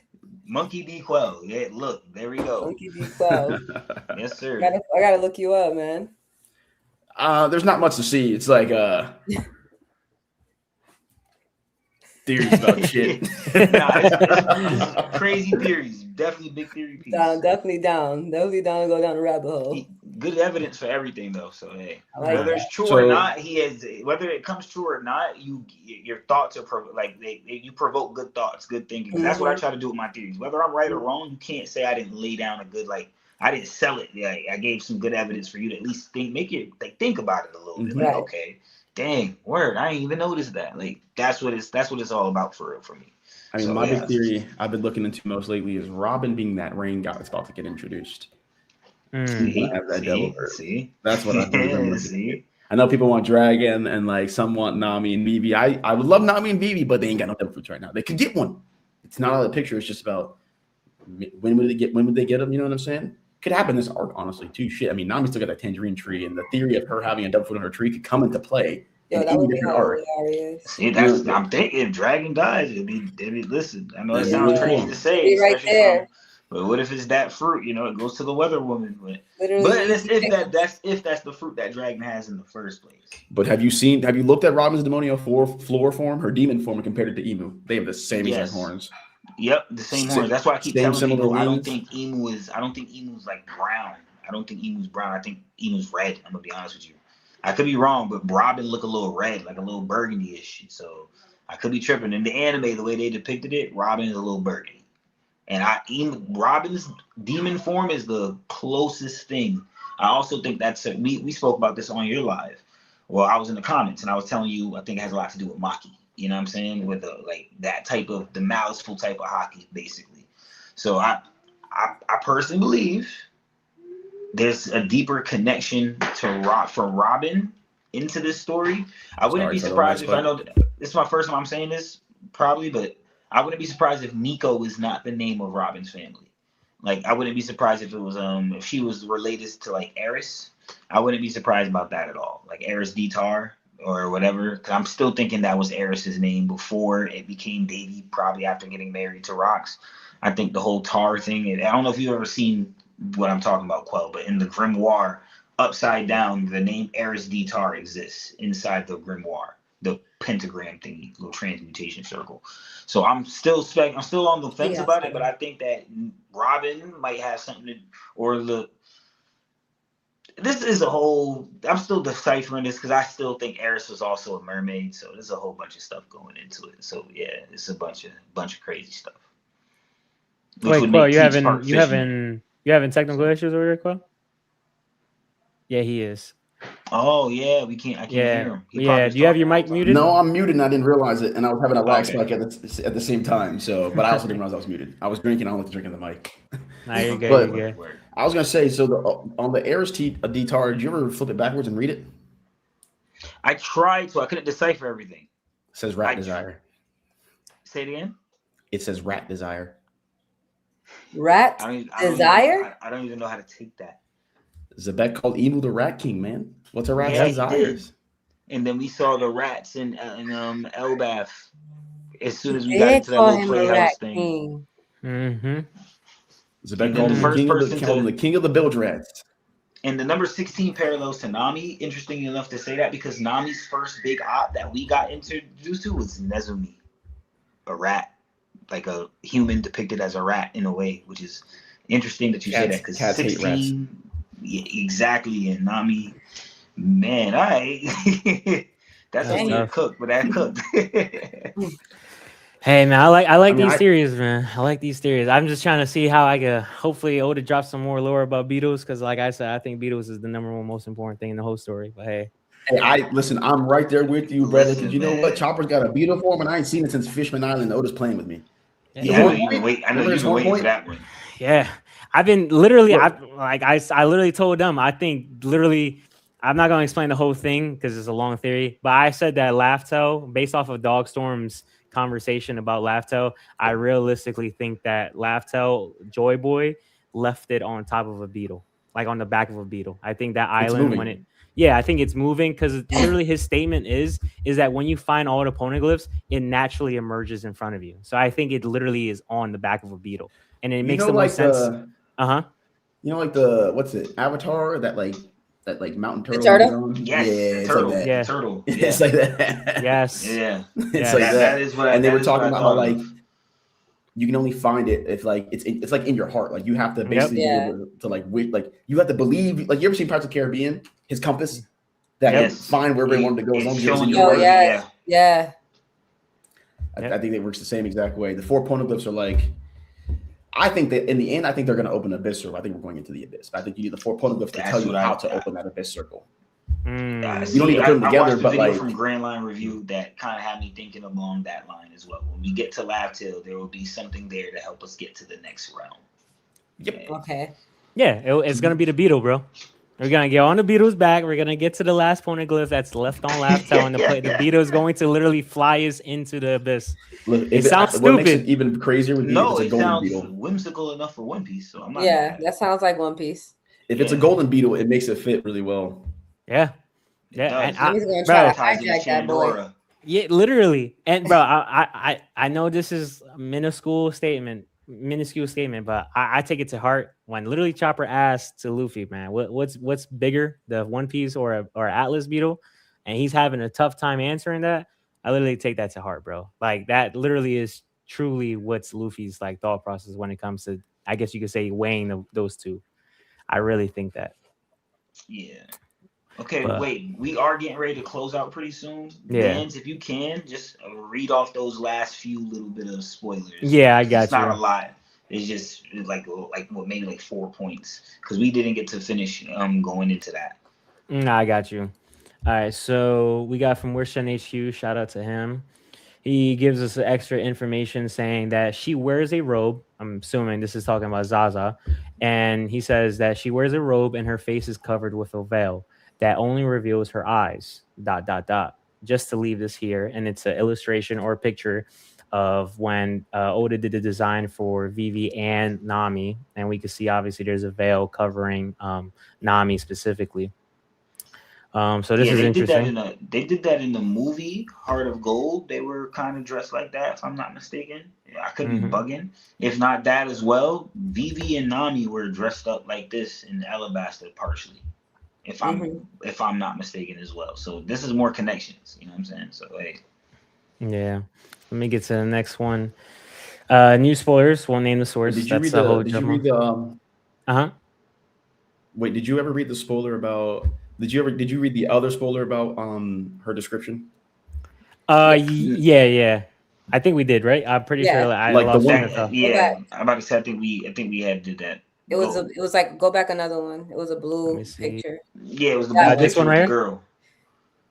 This one right here? No, there's another one, but I'll see. No, you okay, probably we didn't get to that one yet. That one's last. No, I'm saying you'll probably have it. What You'll probably have it. 12 I'm is saying. last. Yeah. Oh, So you yeah, probably yeah. have it. I'll just see if you read it yet. Okay. Oh, no, not yet, probably.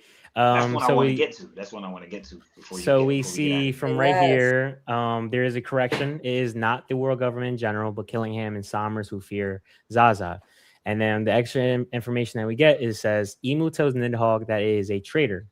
And then we also see that it is confirmed that Ragnar is a hammer that ate the Risu Risu no Mi mythological model Ratatoskr ice squirrel.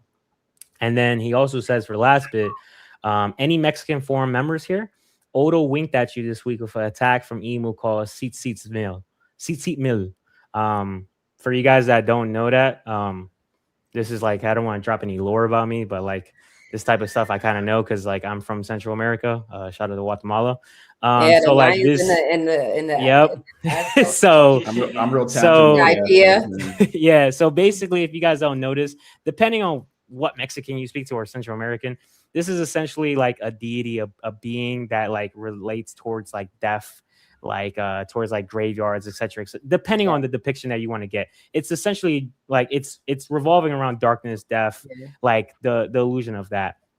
Isn't so it this like a demon almost like? Yeah, it's like a Yeah. demon essentially. In they're responsible. So in the fifth world in Aztec mythology, there's a sun god named Tonatiuh. He's the sun god. Yep. He was born through sacrifice. Yep. Whenever there's a solar eclipse, they're responsible for it. But you're gonna love this. They're also said to be responsible for the Neomintini, which are the 13 unlucky days in Aztec calendar. Yep. Yeah, that's why like when I saw this, I was like, yo, I love this, bro. I love this. Because this is tough. I think basically what you were saying, like with that, if Oda's going down that path, especially with Emu, this could definitely be like a very basically what you and Nika were alluding to, was just the whole Abyss. Like this is a very Abyss friendly type of situation that we could go dive into. That's exactly why I made that face just now. Yeah. I love the idea that they said it is not the world government in general, but Killingham and Summers, because I was trying to tell people that we had Gunko say Nika, and then Summers, not Summers, Killingham said Zaza. So they all probably have individual different fears of the gods. So I'm glad they corrected it, because the world government fearing them when Emu just said Nika in Gunko's body, it kind of didn't make any sense. Yeah. No, I definitely agree. Definitely needed that clarification. There was a lot of things that was a little bit tricky about. Something else to point out, my friend, really quickly? Uh-huh. Oh, well, since you're right, this is the panel I was going to tell you about. So we see Ragnar, hammer, ate the squirrel fruit, mythical zone equals Ratatoskr ice squirrel, thanks to Talk Up. So you wanted to talk about this one? This tells us that they had natural powers and abilities in the past. Yep. Yes, that's what I said. First world, no fruits. Like the God That's of what War and Ragnar, they come from the first world. They didn't have no devil fruits when they died. That's why devil fruits exist in the first place. Yes. Okay. I told people this. Everybody was like, "Oh, they're thinking that Ratatasker just went into the hammer." I said, "Yo, listen to how Jarul is saying it. He says literally at the end of the story, he said, or so that's how the legend goes." He's literally telling you, don't quote him on this shit. Oh yeah, y'all So doesn't know shit he's talking about half don't the quote him time. and think that the fruit don't quote him and think that Ratataskar was about to die and he said, "Nah, before I die, I'm gonna hang out in the hammer." That is not how that worked. Mhm. It became a Yeah, fruit. the hammer ate him. Thank you. Yes, I'm- it became a fruit. All right. Mhm. I just wanted to rant about that because everybody I keeps like how telling you me think, my no. friend.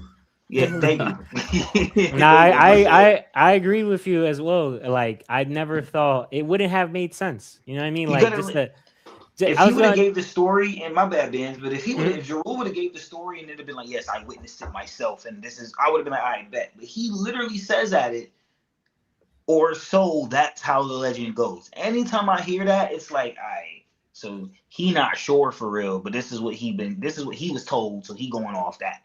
Yep. That's how hasn't I been looked sure. at that. He ain't been sure the whole time, and no one else is. The only person who can tell us shit about anything from that time accurately is Ragnar. It's the only person who can do it. Because Yeah. y'all rule, as we learned from Saul in the school, everything that everybody knows in Elbaf is based off the Harley text. Yep. You're not older Yep. than Harley text, y'all rule. So everything you're telling us comes from the Harley text specifically. You know what I mean? Yeah, and I said that because Ratataskar, within Ragnar, when seeing Luffy as Nika, would have recognized that and would have said something. He Mhm. really looked like he had smoke with Nika back in the day. Look at Ratataskar's panel from back in the day compared to cute Ratataskar ready for merch now. This Two is the different Ratataskars. This is the reincarnated version. Like this, I was talking about the gods or these different gods when they die and Yes, then sir. reawaken, they're reincarnating. Yes, So sir. when they're back, they're not the same person, different personality. You know what I'm saying? Yep. No, So I that's agree. Exactly. This is beautiful talk. I love this panel. I mean, I love this little hint right here. It's great. Yeah. Yep. That's Me too. And the number one thing too, like for me specifically, when I was like seeing all this like discourse about it, I was just sitting there thinking like, if we just use narrative and just look at what's like the context clues, the simple fact that we're telling me that a hammer was just sitting there in a room protecting the devil fruit, like the Nidhogg fruit, that literally means that there is a knowledge being passed down upon to, Ragnar. So like he knows, not, I'm not saying like just the importance of the fruit, but he knows the whole process as well. Like if I had to like deduct like trial and error, that would allude to me thinking like, okay, Ragnar the hammer itself has to know about the whole process of devouring a devil fruit because he knows what comes entitled with the fruit that he is protecting. Hence why he was trying to He attack. technically would have did it. Yeah, that's what I'm saying. So that's why that could be the reason why also he is defending it and then, is literally leading to attack towards Loki and his, little whimsical hammer that he had or his little axe. But yeah, so the next one we got, let me zoom in for this one. It says, what does the monster that Killingham creates look like? She is a woman with long hair and 4 arms. 4 arms, keyword. Her body's transparent, and we can see that her interior is filled with water. She has a white ring/circle on her back, like emus, but without eyes or a nail. She wears a robe, and her face is covered with a veil that only reveals her eyes. She also wears a conical hat decorated with jewels. Several of them are hanging from the hat.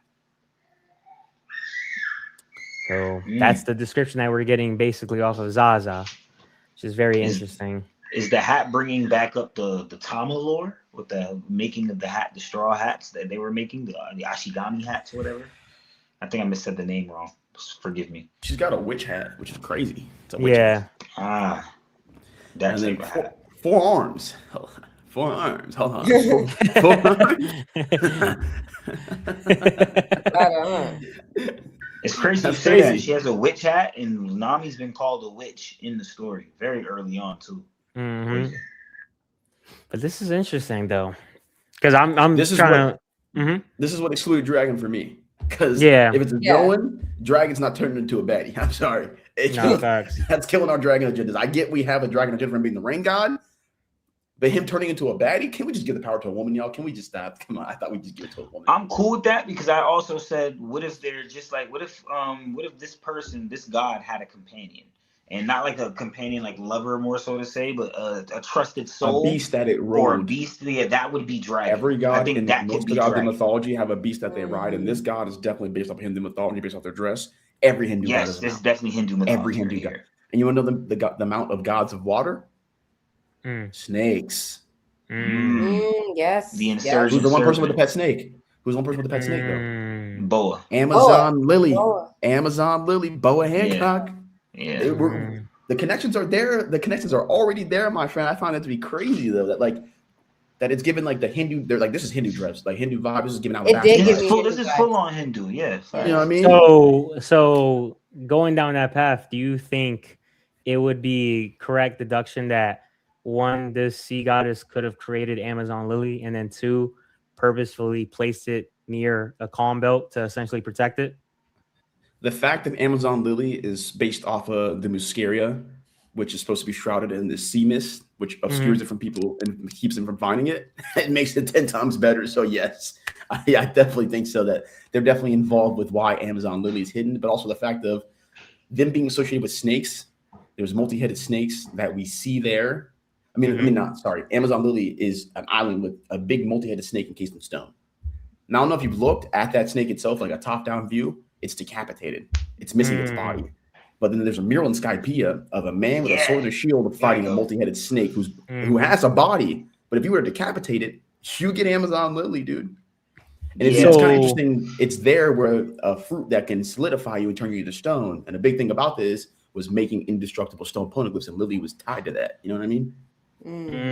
So do you think, well, two questions. One, do you think the origination of essentially them hating men can derive all the way back to her? And then two, starts with her.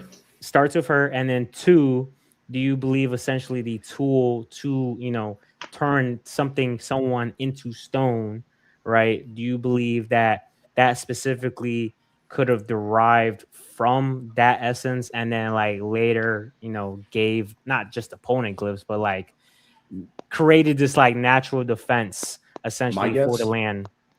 They sacrificed to this god.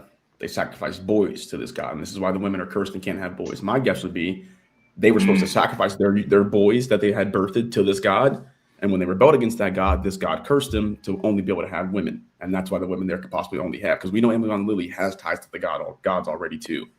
So they've mentioned the sea god a couple times there, and they've mentioned some kind of snake god with Boa too. So I believe that there's a deity, like every island that we see. That's right. That's right. There's this idea of sacrifice or this false god that's being embodied there, and I find it interesting that we see a massive.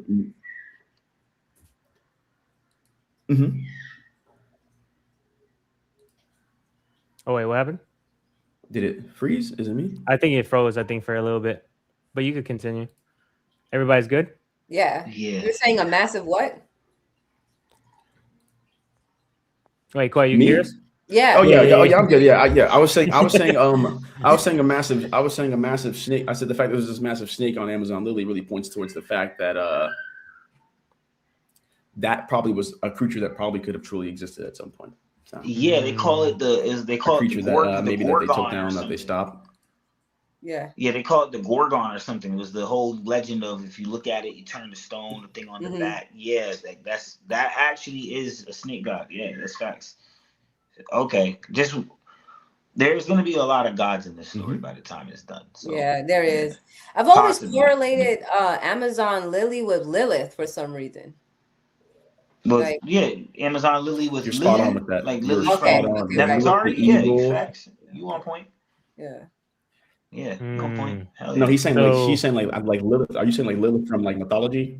Yeah, like Okay. I thought she meant like Lilith as in Lily, or like Lilith and Abaddon. I always thought, okay, that island is very important.